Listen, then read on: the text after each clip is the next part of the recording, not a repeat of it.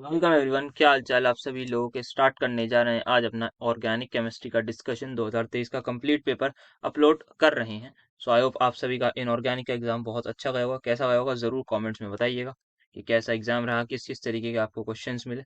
ये सारी चीज़ें ज़रूर कमेंट्स में बताइएगा। वैसे क्वेश्चन पेपर आ चुका है तो देखा था, मतलब काफ़ी सारी चीज़ें लगी कि हाँ रिपीटेड थी, जैसा कि ट्रेंड रहता है। तो वैसे ही आई गेस आप सभी का भी एग्जाम अच्छा गया होगा। अगर सारी वीडियोस देखी होंगी तो काफ़ी डिसेंट स्कोर आप आराम से कर लेंगे, जितना मेरा अंदाज़ा है। तो आज हमारा ऑर्गेनिक भी इसके साथ कंप्लीट हो जाएगा। तो इसके बाद क्या करेंगे, वी आर ट्राइंग के किसी तरीके से फिजिकल का कुछ कर पाएँ, बिकॉज अब उसी का नेक्स्ट एग्जाम है। तो स्टिल वी आर ट्राइंग के मतलब कुछ वीडियोस उसकी भी लाई है, तो देखते हैं, उसका भी पूरी कोशिश रहेगी। तो फिलहाल आप ऑर्गेनिक की अच्छे से तैयारी करिए।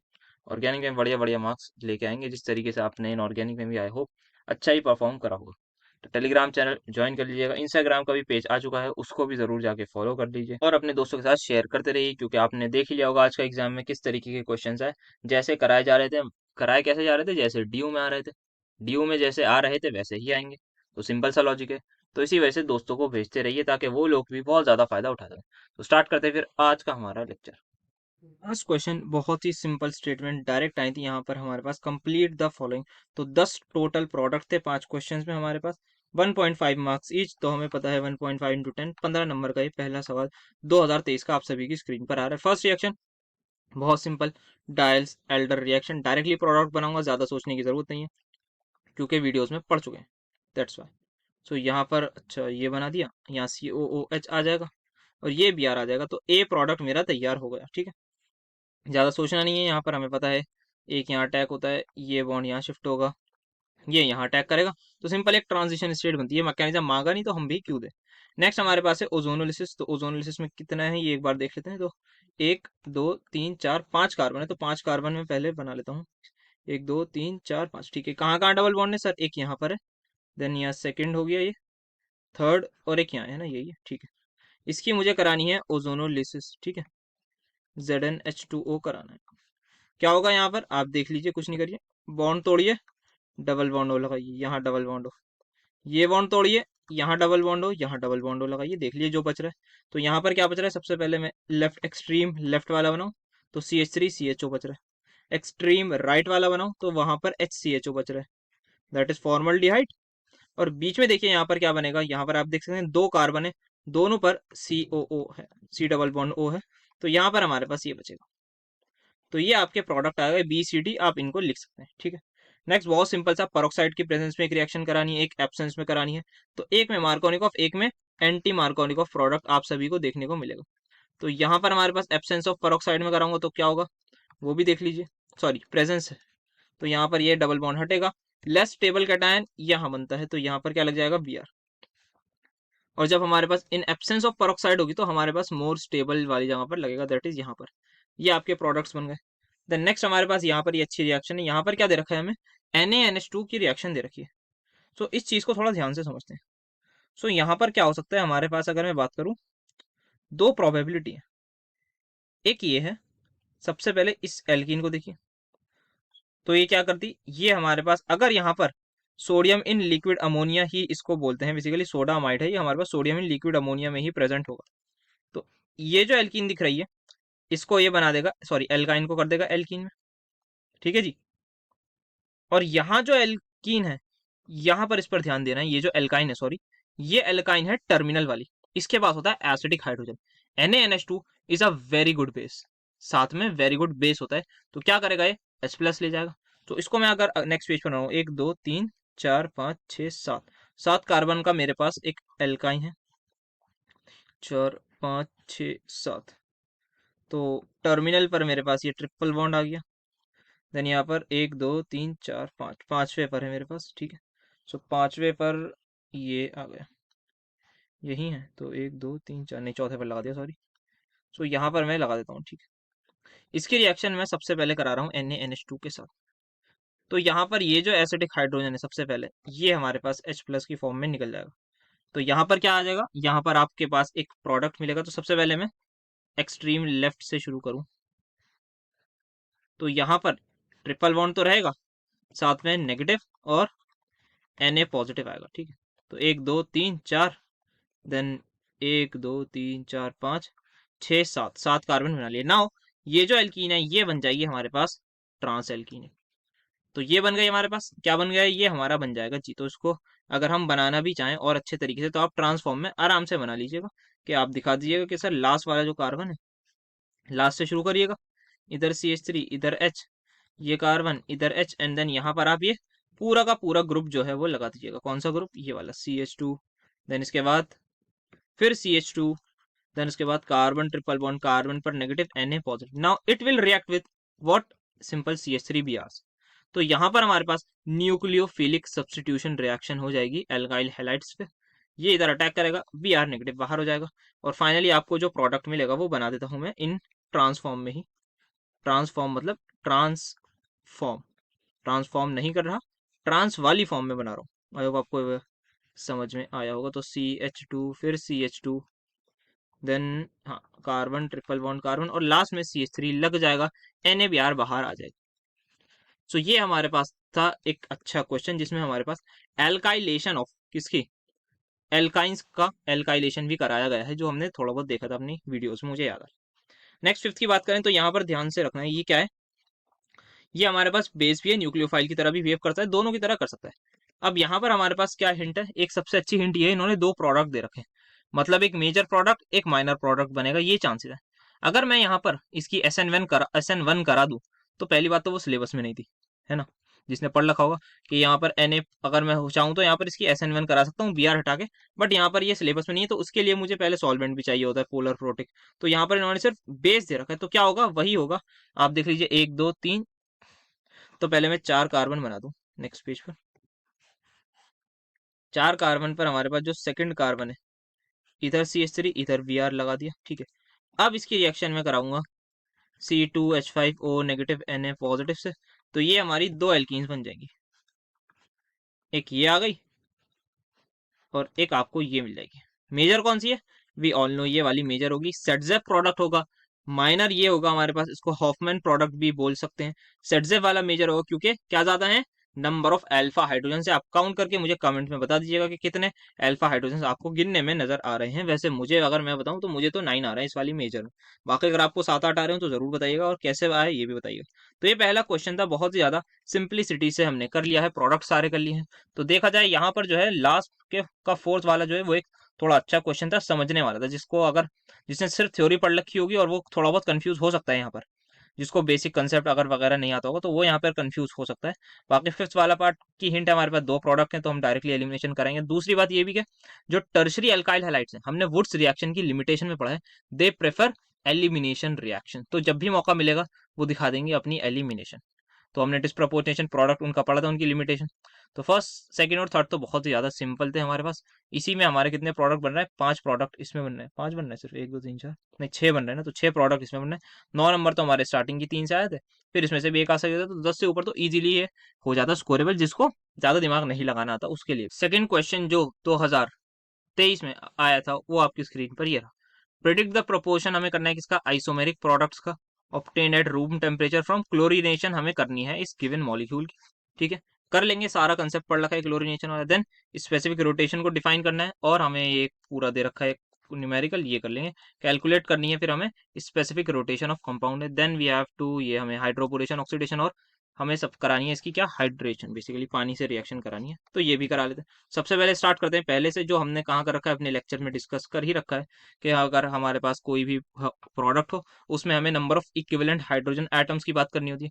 रिलेटिव रेट तो ऑब्वियसली हमेशा ये जनरली सेम ही रहता है, तो हमने एन ब्यूटेन का करता, तो यहाँ पर किसका करना है, यहाँ पर तो यहाँ पर 1 2 3 4 4 कार्बन है, और 2,3 तो 4 ही है ना, नहीं 5 है सॉरी।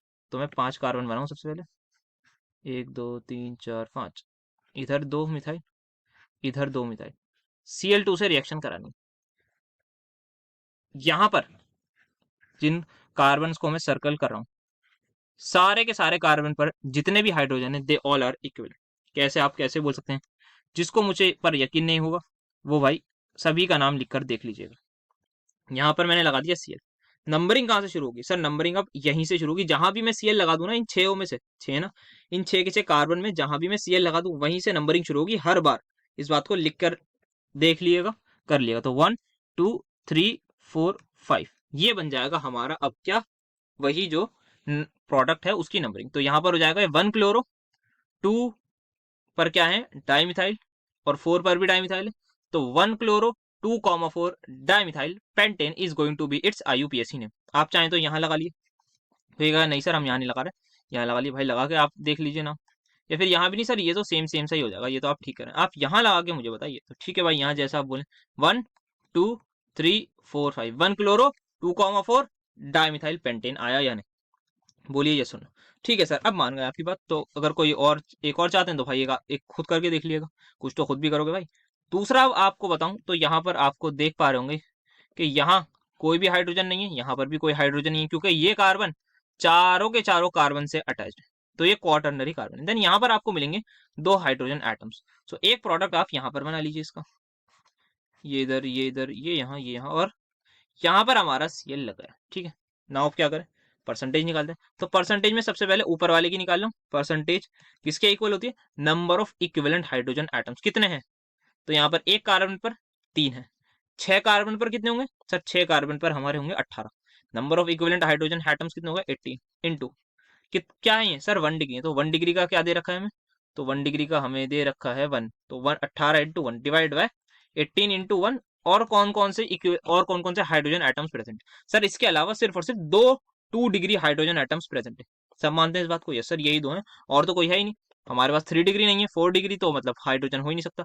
तो 3 डिग्री हमारे पास, तो 2 डिग्री है, तो इसके लिए क्या कर लिखूं सर, 2 हाइड्रोजन एटम्स है इक्विवेलेंट, तो 2 इंटू इसका क्या आएगा रेशियो, दैट इज 3.8 है ना।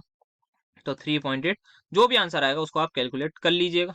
देन परसेंटेज में अगर नीचे वाले की निकालूं तो वो सिंपल हो जाएगा, 2 equivalent hydrogen atoms into 3.8 abstraction tendency divide मैं कर दूंगा। तो आप सभी को लग भी रहा होगा कि जो 1 डिग्री वाला है that is going to be the major product in this reaction, क्योंकि ऊपर यहाँ पर 18 आ रहा है, डिनोमिनेटर में कुछ भी आए जो भी आएगा सेम आएगा। यहाँ पर क्या आएगा, यहाँ पर मैं इसको लिखूं तो 7.6 आ रहा है, डिनोमिनेटर में जो भी आएगा सेम आएगा। अगर डिनोमिनेटर सेम है, जिसका न्यूमरेटर बड़ा उसी की वैल्यू बड़ी, और इंटू 100 कर लीजिएगा, परसेंटेज आ जाएगी। तो आपको इतना पता चल जाएगा कि ये वाला जो है मेजर ही आएगा, this is going to be the major product, this is going to be the minor product. इस तरीके से आप इसको बता सकते हैं। तो और कुछ तो नहीं पूछा था, let me just have a look. So order of reactivity दे रखी है, हमें प्रोपोर्शन बताना था आइसोमेरिक प्रोडक्ट्स का। ठीक है, बाकी क्या इसमें स्टीरियो केमिस्ट्री लग सकती है, तो लेट मी जस्ट चेक के यहाँ पर क्या कोई स्टीरियो आइसोमर्स इसका नजर आ जाए। So if I will talk about this, तो यहाँ पर मैं देखूँ, नहीं, यहाँ पर हमारे पास स्टीरियो केमिस्ट्री नहीं ऑब्जर्व होगी, क्योंकि यहाँ आप देख सकते हैं ये कायरल नहीं होगी, क्योंकि ये दोनों सेम है, ये ग्रुप और ये ग्रुप सेम है, सिमेट्रिकल कंपाउंड बन रहा है। तो ये हमारे पास कायरल नहीं होगा। देन बात करें और कोई कार्बन कायरल नहीं हो सकता, यहाँ पे 2 हाइड्रोजन एटम्स हैं। सो बाकी यहाँ पर आप, यहाँ पर 2 हाइड्रोजन आ जाएंगे। सो यहाँ पर कोई भी हमारे पास ऑप्टिकल वाला कंसेप्ट नहीं लग सकता, यही हमारा मेजर प्रोडक्ट हो जाएगा। तो नेक्स्ट वी हैव कि डिफाइन करनी है स्पेसिफिक रोटेशन। एक सोल्यूशन हमें कंपाउंड में, एक सोल्यूशन ऑफ कंपाउंड हमें दे रखा है, उसकी हमें स्पेसिफिक रोटेशन पर बात करनी है। ठीक है, तो देखते हैं। सबसे पहले हमने यही कहाँ पढ़ा था, अपने लेक्चर्स में पढ़ रखा है कि स्पेसिफिक रोटेशन क्या होती है, property of a chemical compound that measures how much it rotates the plane polarised light. इसका फॉर्मूला पढ़ा था, अल्फा क्या होता है, specific rotation equal to angle rotated by that is theta divide by concentration in gram per ml होनी चाहिए, length has to be in dm that is decimetre में। तो इसको आप स्टेटमेंट को लिख सकते थे, मैंने बताया था कि आप बता दीजिएगा कि जो स्पेसिफिक रोटेशन है that is directly proportional to the angle rotated by the plane polarized light, inversely proportional to the concentration and the product of length, या फिर inversely proportional to concentration and also inversely proportional to the length in decimeter। तो ये आप लिख सकते हैं। तो इस ये आप डेफिनेशन में लिख देंगे। Then let us calculate. तो कैलकुलेट कैसे करा था हमने, यहाँ पर इसका भी एक क्वेश्चन कर रखा है, तो अपने वाले को क्वेश्चन को कर लेते हैं जो हमें करना है। तो alpha is equals to theta by C into L. Concentration कितनी दे रखी है मुझे, 7.14 ग्राम दे रखी है, किसमें 100 ml में। तो पर ml चाहिए होती है, तो मैं डिवाइड कर दूंगा, यहाँ पर मुझे concentration in gram per ml मिल जाएगी। ये तो 1 ml में मेरी कॉन्सेंट्रेशन आ गई। लेंथ मुझे दे रखी है 5 सेंटीमीटर, तो आई थिंक मुझे 0.5 कर दूं उसको डायरेक्ट, है ना। हाँ, तो ये मेरी 0.5 डेसीमीटर हो गई। थीटा क्या दे रखा है, थीटा दे रखा है -1.3 डिग्री। तो अल्फा मुझे निकालना है, so that will be minus of 1.3 degree divide by क्या आएगा, सी, सी है ये, इंटू एल है ये मेरे पास। ठीक है, सो अब क्या करूं, बस ऊपर ये चला जाएगा। सो यहाँ पर ये इंटू 10⁻⁴ बेसिकली 2 हो जाएगा। इसको आप इजीली कैलकुलेट कर सकते हैं। सो 7.5 का डबल तो नहीं होता, नहीं। ठीक है, तो आप आराम से अपना कैलकुलेटर पर छोड़ दिएगा, वो ये काम कर लेंगे। तो स्पेसिफिक रोटेशन हमने निकाल ली किसकी, ए की, तो जो भी आएगी स्पेसिफिक रोटेशन ऑफ ए हो जाएगी। नेक्स्ट हमारे पास था ये, तो ये क्या है, 1 2 3 4, 4 की एल्कीन और दूसरे पर ये 4 की एल्कीन है और यहाँ पर मिथाइल है। इसकी रिएक्शन हम सबसे पहले करा ले हैं H3O पॉजिटिव के साथ। क्या करा था सबसे पहले स्टेप में? कार्बोकेटाइन बना लीजिए। कार्बोकेटाइन कौन सा बनेगा? जो ज्यादा स्टेबल होगा। तो ये वाला कार्बोकेटाइन आप सभी की आंखों के सामने देखने को मिलेगा। यहाँ पर इसीलिए नहीं मिलेगा क्योंकि अल्फा हाइड्रोजन कम है। थोड़ा जोर से बोल के मुझे बताइए, यहाँ पर कितने अल्फा हाइड्रोजन है? 4। क्या यहाँ पर और स्टेबल बन सकता है? The answer is yes. 2 option है, आइदर शिफ्ट द मिथाइल और शिफ्ट द हाइड्राइड।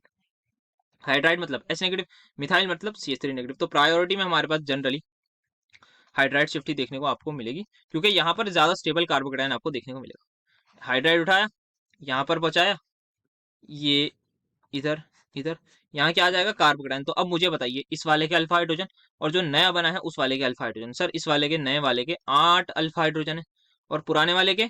सर जी पुराने वाले के थे 1 2 3 4 अल्फा हाइड्रोजन। तो अल्फा हाइड्रोजन सर डबल हो गए, स्टेबिलिटी भी एकदम डबल हो जाएगी। तो सबसे पहले क्या हुआ था? H प्लस का अटैक हुआ था। तो यहाँ पर मैकेनिस्टिक अप्रोच से ही हम जा रहे हैं। तो यहाँ पर सबसे पहले H प्लस का अटैक हुआ, फिर हाइड्राइड शिफ्ट हुई, है ना भाई?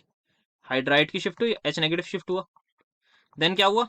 उसके बाद अब पानी का अटैक होगा। पानी क्या होता है सर? H2O होता है। वो अपना लोन पेयर के साथ आएगा, अटैक कर देगा और फाइनली अपना यहाँ पर बना देगा OH2 पॉजिटिव। और फाइनली हमारा जो H प्लस है वो लूज कर जाएगा किसी तरीके से और हमें अपना प्रोडक्ट अच्छा सा मिल जाएगा, एक अल्कोहल जो एक टर्शरी अल्कोहल आप सभी की स्क्रीन के सामने नजर आता हुआ आ रहा होगा। तो ये बन जाएगा इन, जब हमारे पास क्या लिया है हमने? नॉर्मल हाइड्रेशन करवाई है इन प्रेजेंस ऑफ एसिड। बट जैसे ही हम बात करते थे अपना हाइड्रोबोरेशन ऑक्सीडेशन वाली, B2H6 के साथ क्या लिया है इन्होंने? देख लेते हैं एक बार ताकि अपना एग्जैक्ट बने। B2H6 और दूसरा वही H2O2 और NaOH। यार डिस्कस कर रखा है इसका मैकेनिज्म, मेरा दिल नहीं कर रहा करने का, पर फिर भी चलिए कर लेता हूँ। सो यहाँ पर सबसे पहले प्रोडक्ट बना देता हूँ। यहाँ पर हमारे पास जो है लेस स्टेबल कार्बोकेटाइन पर हमारा प्रोडक्ट बन जाता है। क्या होता है यहाँ पर आप देख लीजिए एक बार, ये है, ये क्या है? CH2 है यहाँ पर, है ना सर? और B2H6 बेसिकली क्या है? BH3 ही है हमारे पास, बस डायमर बन जाता है। तो BH3 ये आ गया, BH2 ये आ गया। सो अब यहाँ पर एक चीज ध्यान रखने वाली ये थी, boron is more electronegative than what? Hydrogen. क्योंकि बोरॉन मेटलॉइड है, उल्टा बोल दिया शायद मैंने। Boron is less electronegative, hydrogen ज्यादा मोर इलेक्ट्रोनेगेटिव होता है इस केस में, ठीक है? तो हाइड्रोजन कहाँ जाएगा? हाइड्रोजन वहीं जाएगा जहां पर पॉजिटिव चार्ज ज्यादा स्टेबल होगा। तो हाइड्राइड जो है वो इस बार यहाँ पर आएगी। बेसिकली H जो है वो हमारे पास H पॉजिटिव की फॉर्म में नहीं है, H नेगेटिव की फॉर्म में। सो दैट्स वाई यहाँ पर इससे इंटरेक्ट करेगा, ये इससे इंटरेक्ट करेगा और आप सभी की स्क्रीन पर एक प्रोडक्ट ये बनता हुआ नजर आ जाएगा कि यहाँ पर लग चुका होगा हाइड्रोजन, यहाँ पर CH के साथ, CH2 के साथ बेसिकली लग चुका होगा BH2। एक और सेम मॉलिक्यूल आएगा सर, फिर एक और सेम मॉलिक्यूल आएगा। इसको मैं उल्टा करके बना दूं थोड़ा, तो यहाँ पर एक और इसका भी, इसके पास भी हाइड्रोजन है। ये क्या करेगा? H नेगेटिव यहाँ, बोरॉन इस पर अटैक करेगा। तो आपके साथ सेकंड स्टेप में ही होगा, तीसरी बार भी होगा। तो आपको अल्टीमेटली मैं बता देता हूँ क्या बनेगा। ये जो कार्बन है इसको इस, ये 3 है बेसिकली हमारे पास और ये तीनों के तीनों किससे अटैच है? B से। तो ये हमारे पास ट्राई एल्काइल बोरेट बोलते हैं, इसको ट्राई एल्काइल बोरेन बोलते हैं किस। तो ये हमारे पास प्रोडक्ट बन जाता है यहाँ पर। एंड फाइनली हम इसकी रिएक्शन फिर कराते हैं H2O2 के साथ। तो इसका मैकेनिज्म इतना जरूरी नहीं है लिखना, नेक्स्ट वाले का वो वैसे हमने करा रखा है अपनी वीडियोस में। देन फाइनली यहाँ पर OH लग जाता है और फाइनली जो इसका बनता है वो बोरिक एसिड नहीं, BOH होल 4 नेगेटिव बन जाता है। सो बोरॉन की हमने ये भी बात करी थी कि सर ये एक लुईस एसिड है। क्यों है Lewis acid? Because it can accept the lone pair of electron due to its vacant p orbital. या अपने एलिफैटिक हाइड्रोकार्बन्स वाले चैप्टर में we have discussed it. So ये बन गया प्रोडक्ट। हाँ, तो अब इसमें क्या बताना था हमें? कुछ और भी बताना था, कुछ पूछ रहे थे शायद वो ये लोग कि भाई फॉर्मेशन ऑफ डिफरेंट प्रोडक्ट्स को एक्सप्लेन करिए। ठीक है, कर दिया भाई हमने, मतलब मैकेनिज्म लिख दिया तो एक्सप्लेन ही कर रहा है, मजाक थोड़ी कर रहे थे इतनी देर से। एक्सप्लेन ही कर रहे थे। क्या एक्सप्लेन कर रहे थे? कि एक फॉर्म में कार्बोकेटाइन बना, क्यों बना? H प्लस था। फिर यहाँ पर दूसरा इलेक्ट्रोनेगेटिविटी की बात कर देंगे हम बोरॉन और हाइड्रोजन की, कि H वहां जाएगा, यहाँ पर हमारे पास ये बनेगा ट्राइब एल्काइल बोरेट बनेगा। फिर उसकी रिएक्शन होगी तो यहाँ पर हमारे पास जो मेजर प्रोडक्ट है we can say that is as per the anti Markovnikov rule. Whereas यहाँ पर मार्कोनिकॉफ रूल लगा है बट रीअरेंजमेंट को ध्यान रखते हुए हमें उसको रिस्पेक्ट देनी है रीअरेंजमेंट को, क्योंकि मार्कोनिकॉफ रूल अगर मैं लगा रहा होता तो मुझे डायरेक्टली यहीं पर OH लगा देना होता आंख बंद करके। मार्कोनिकॉफ रूल हमें रीअरेंजमेंट की बात नहीं बताता, वो डायरेक्टली ये कहता है कि भाई जहां पर H, जहां पर पॉजिटिव पार्ट को उधर भेजिए जहां पर हाइड्रोजन एटम ज्यादा, तो हम भेज देते हैं भाई H को और दूसरे वाले को दूसरी जगह भेज देते हैं। बट वो ये नहीं बताता कि आप इसको रीअरेंज करके देखिए, नहीं, मार्कोनिकॉफ रूल ये नहीं बताता। ठीक है, तो दैट्स वाई मार्कोनिकॉफ रूल की ज्यादा बातचीत नहीं होती। सो ये था हमारे पास एक और अच्छा question. Next let us have a look on this question, जो हमारा थर्ड क्वेश्चन है। 1 butadiene on treating with HBr at low temperature ये देता है, हाई टेम्परेचर पर ये देता है, एक्सप्लेन विथ मैकेनिज्म। किसका क्वेश्चन है? देखते ही बोलना है केसीपी टीसीपी का। केसीपी टीसीपी क्या है sir? Kinetically control product, thermodynamically control product. Discuss यहाँ पर करा था हमने इस वाले पार्ट में। सबसे पहले यहाँ पर किसका करा था? बस हमने यहाँ 1 मोल Br2 का करा था, ठीक है, लो और हाई टेम्परेचर पे सेम। बस यहाँ पर इस वक्त क्या है, सेम हमारे पास बनेगा। यहाँ पर Br की जगह आप H लगा दीजिए, सेम चीज हो रही है आपके सामने। एक ये H हो जाएगा, H का अटैक होगा, एक कार्बोकेटाइन मिलेगा। यहाँ पर जो ये है इसकी जगह बस H लगा दीजिए, सेम आपका होगा। क्या सर करेंगे? नहीं भाई करेंगे यार, जरा समझाने दो ना स्लाइड्स। तो यहाँ पर आपको कार्बोकेटाइन मिलेगा, फिर वो रीअरेंज हो भी सकता है, नहीं भी हो सकता। कब होगा, क्या होगा, आइए अब देख लेते हैं। आप सभी की स्क्रीन के सामने ये है। तो रिएक्शन मैं कराने जा रहा हूँ HBr से, डायरेक्ट मैकेनिज्म बेस कराएंगे। तो H प्लस बेसिकली होगा ये, बॉन्ड से ही दिखा दें तो अच्छा रहेगा, आपको भी लगेगा हमें भी लगेगा। तो ये मैंने HBr बना दिया है। यहाँ पर ये जो पाई बॉन्ड है अटैक करेगा, Br नेगेटिव को बाहर निकाल देगा। तो क्या मिलेगा आप सभी के सामने यहाँ पर ये। सो अटैक हमारे पास कहाँ होगा? सो अटैक सबसे पहले कार्बोकेटाइन कौन सा बनेगा? या तो ये या फिर ये। इस वाले की हमने बात कर रखी है, ये वाला कार्बोकेटाइन नहीं बनेगा क्योंकि ये लेस स्टेबल होगा। इसमें क्या कम होंगे? अल्फा हाइड्रोजन हमारे कम होंगे। दूसरा वाला ये हमारा कार्बोकेटाइन आप सभी को देखने को मिलेगा, ठीक है। तो दूसरा वाला हमारे पास कार्बोकेटाइन प्रेजेंट होगा ना। अब क्या करना है हमें? अब यहाँ पर कर देते हैं रीअरेंजमेंट, या फिर सॉरी रेजोनेंस पॉसिबल है। सो यहाँ पर रेजोनेंस पॉसिबल है, ये बॉन्ड इधर शिफ्ट हो जाएगा, ये पॉजिटिव आ गया यहाँ पे, ठीक है। अब क्या कर सकते हैं? यहाँ पर हमारे पास बचा क्या था? Br negative. तो Br नेगेटिव क्या करेगा? या तो अनरीअरेंज वाले कैटायन पर अटैक कर देगा, एक ऑप्शन ये है ना भाई, कैटायन जब मौजूद है तो ये अटैक कर दिया, और एक बार Br इस पर अटैक कर देगा जो रीअरेंज हो चुका है। तो दोनों बार प्रोडक्ट के मुझे जरा नाम लिख के बताइए सर। यहाँ पर आपका मिल रहा है एक, क्योंकि फंक्शनल अल्कीन से हम वो करेंगे स्टार्ट नंबरिंग, क्योंकि उसको रिस्पेक्ट दे देना। सॉर्ट ऑफ फंक्शनल ग्रुप तो नहीं बोलूंगा, बट हमारे पास डबल बॉन्ड को प्रायोरिटी ज्यादा देते हैं। तो ये बन जाएगा क्या? 3 ब्रोमोब्यूटीन, और ये 1 2 1 ब्रोमो। अच्छा सर यहाँ पे आप इसको 1 2 3 क्यों नहीं कर रहे? भाई यहाँ पर एल्कीन को दोनों तरफ से दूंगा, नंबर सेम मिला, ठीक है। तो एल्कीन का काम हुआ है, कहीं से भी तो एल्कीन के आप मुझे छोड़ो, अब आप अपना देख लो। इस केस में एल्कीन का था नहीं भाई, मुझे जो है थर्ड नंबर नहीं चाहिए। अगर आप यहाँ से नंबरिंग करते तो मुझे थर्ड नंबर में, इतना पीछे नहीं। लेकिन जब दूसरा केस है यहाँ पर, तो एल्कीन कह रही है भाई दोनों तरफ से मुझे सेम मिला है, आप अपने हिसाब से देखो। ऊपर वाले में उसकी ईगो हर्ट हो गई थी कि भाई मुझे कैसे आप 3 दे रहे हो। यहाँ पर नहीं हो रही, क्योंकि दोनों तरफ से सेम आ रहा है, तो उसको भी पता है कि भाई ईगो से मतलब कोई फायदा नहीं है, यहाँ पर ईगो का कोई फायदा नहीं होगा। तो उसने बोला कि आप जिधर से चाहे नंबरिंग कर लिए, तो हम तो उधर से ही करेंगे जिधर से हमें हमारे पास बेसिकली पहले ब्रांच जो आ रही होगी। तो पहले ब्रांच कहाँ आ रही है? यहाँ पर। तो इसका नाम हो जाएगा 1 ब्रोमो ब्यूट 2 इन, 1 ब्रोमो ब्यूट 2 इन, और ऊपर वाले का आप लिख लीजिएगा 3 ब्रोमो ब्यूट 1 इन। तो यही बनाए प्रोडक्ट, पहले ये देख लेते हैं। तो 3 ब्रोमो ब्यूट 1 इन, 1 ब्रोमो ब्यूट 2 इन, बिल्कुल सही बात है। अब ये पूछा गया है कि ये कब बनेगा, तो क्या बताया था मैंने? जब हमारा टेम्परेचर लो होता है। जब हमारा टेम्परेचर लो होता है तो कार्बोकेटायन को रीअरेंजमेंट का एज सच मौका नहीं मिलता, क्योंकि टेम्परेचर हमारा कम है। तो उसी वक्त क्या होता है, हमारे पास जो ये हमारा एनायन है वो अटैक करता है, आराम से प्रोडक्ट बना लेता है, जैसे यहाँ पर बना है हमारे पास। यहाँ रीअरेंजमेंट का मौका नहीं मिला, तो दिस इज आवर KCP, और यहाँ रीअरेंजमेंट का मौका मिला तो ये TCP, थर्मोडाइनेमिकली कंट्रोल प्रोडक्ट। एक और चीज आप ध्यान रखिएगा, थर्मोडाइनेमिकली कंट्रोल प्रोडक्ट का मतलब होता है मोर स्टेबल। थर्मोडाइनेमिक्स में हम बात करते हैं स्टेबिलिटी, और काइनेटिकली में हम बात करते हैं स्पीड की। काइनेटिक स्पीड होती है, वो पढ़ा होगा केमिकल काइनेटिक्स में, रेट ऑफ रिएक्शन की बात करते हैं। और काइनेटिक्स में आपने काइनेमेटिक्स पढ़ा होगा क्लास 11 फिजिक्स में, बचपन में याद करिए, उसमें आप स्पीड्स वगैरह की, मतलब यही सब बातें तो होती हैं इसी से रिलेटेड। अब मुझे ये मत बता देना सर डिस्प्लेसमेंट ये सब होता है, भाई पता है इतना तो, मतलब मैं बता रहा हूँ इन जनरल भावनाएं समझिए। तो काइनेटिक्स में ये होता है हम स्पीड की बात करते हैं, थर्मोडायनेमिक्स में हम क्या बात करते हैं? स्टेबिलिटी की। तो देख के मुझे बता दिए कौन सी एल्कीन ज्यादा स्टेबल है। सर ऑब्वियसली ये वाली ज्यादा स्टेबल है, अल्फा हाइड्रोजन ज्यादा मौजूद होंगे। आई होप आप सभी को ये बात समझ में आ रही होगी कि मैं क्या बोल रहा हूँ। अल्फा हाइड्रोजन कैसे होते हैं सर? ये इसके जो है 3 और 1 2 5 अल्फा हाइड्रोजन है, और यहाँ पर सिर्फ एक ही अल्फा हाइड्रोजन देखने को मिलेगा। आई होप आप सभी को ये बात क्लियर हो रही होगी। तो थर्मोडायनेमिकली प्रोडक्ट जो है वो थोड़ा हाई टेम्परेचर पर बनता है। तो ये हमारे पास हाई टेम्परेचर, ये लो टेम्परेचर। और थर्मोडायनेमिक्स से ये भी ध्यान रखिएगा कि जो स्टेबल वाली एल्कीन है वही हमारा काम कराएगी, वही मेजर प्रोडक्ट। नेक्स्ट ये एक अच्छा क्वेश्चन है, आइए इसको थोड़ा समझते हैं, जो हमारा सेकंड पार्ट है। तो क्या आगे ले रखा है मैंने इसका? हाँ यहाँ पे ले रखा है, आइए इसको बढ़िया से समझते हैं। एक एल्काइल हाइड्राइड है, ठीक है। ऐसे क्वेश्चन को बड़े प्यार से करते हैं। आप सबसे पहले जब भी आपको एग्जाम में है ना, तो सबसे पहले इसको ऐसे लिखिएगा, बड़े आराम आराम से। ए है, उसकी रिएक्शन आपने आराम से करा दी एल्कोहलिक की वजह से, आपको ये देखते ही याद आ जाना चाहिए कि एक एल्कीन बनेगी, और इन्होंने भी बता रखी। अब आप क्या करेंगे? सबसे पहले देखिए इसका जनरल फॉर्मूला क्या है। अगर आप थोड़े बहुत पढ़े लिखे हैं तो आपको ये पता लग जाएगा कि एक हेलो एल्केन है, और इन्होंने खुद भी बोल रखा है भाई एल्काइल हैलाइड, मतलब एक Br है और बाकी क्या है एल्केन है, तो यहाँ पर एक एल्कीन बन रही है। उस एल्कीन का फॉर्मूला आपको पता हो जाना चाहिए कि सर वो C4H8 है प्लस HBr यहाँ पर निकल रहा है।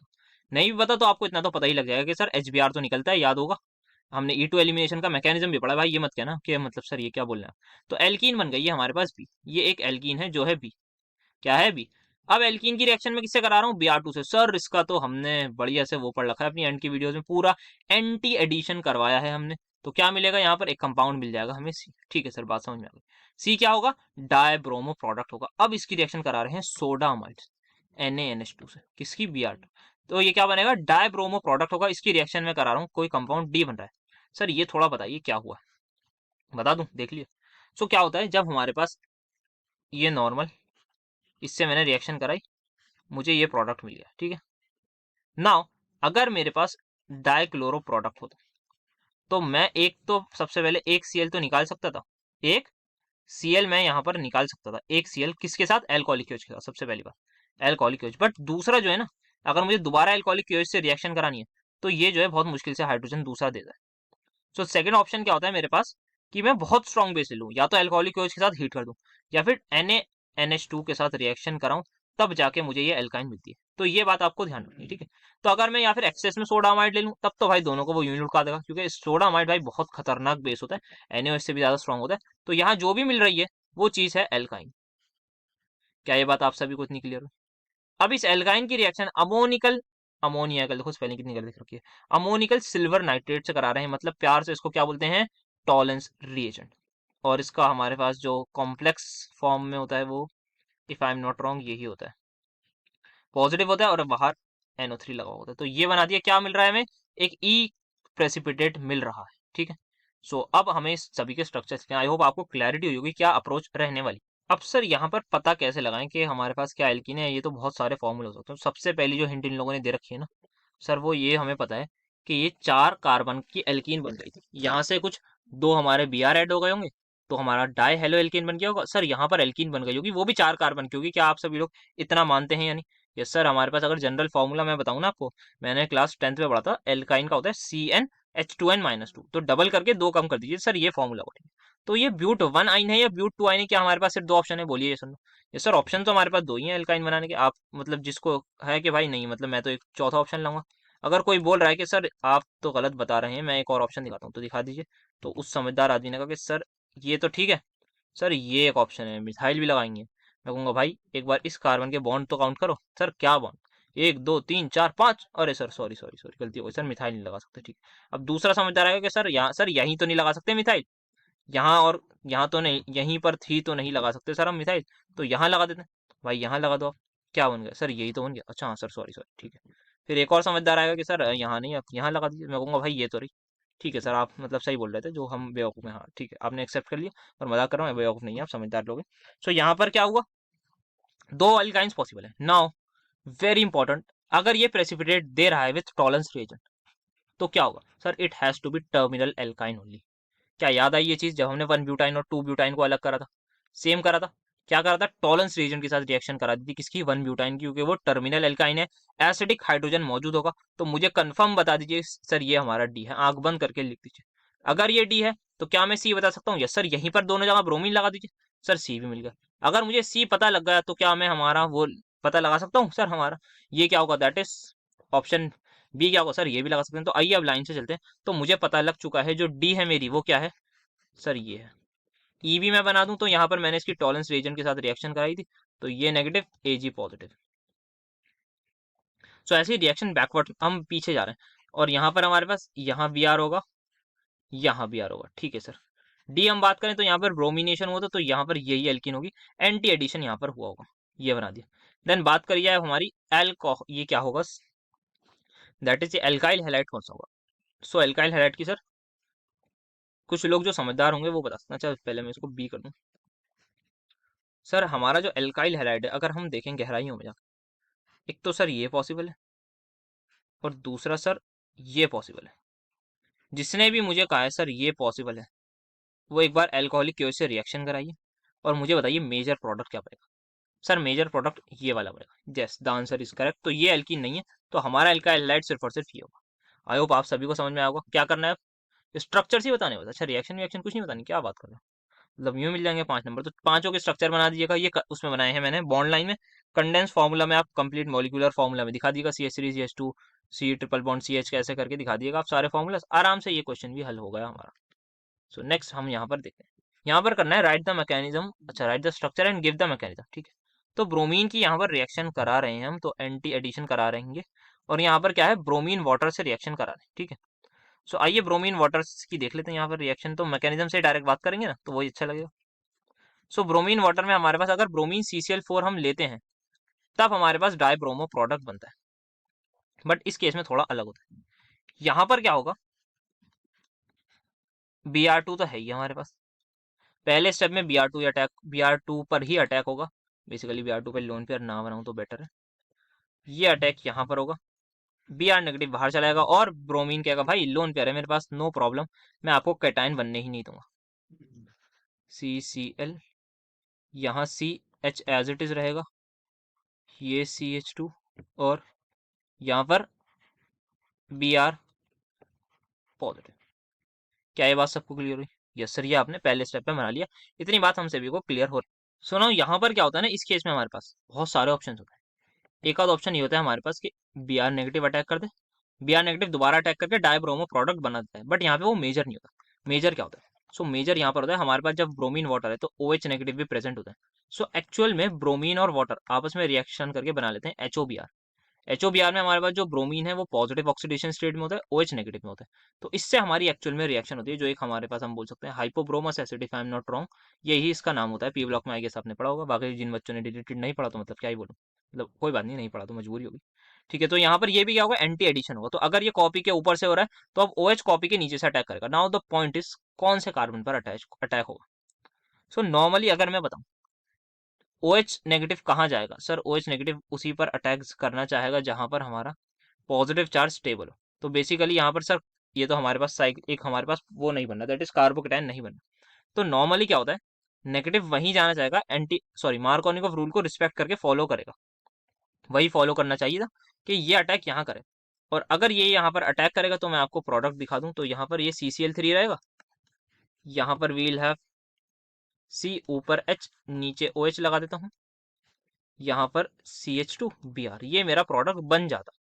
बट द पॉइंट इज जो मुझे इसमें थोड़ा सा डाउट लगता है ना, वो ये लगता है कि सर यहाँ एंटी मार्कोनिकोव रूल शायद फॉलो ना हो। क्योंकि सर यहाँ पर देखिए आप, इस पर डेल पॉजिटिव कहीं ना कहीं आ रहा होगा, ठीक है। उस डेल पॉजिटिव को क्या स्टेबिलिटी मिल रही होगी या अनस्टेबिलिटी। सर यहाँ पर देखिए ये कार्बन है, इस पर CCl3 ग्रुप प्रेजेंट है।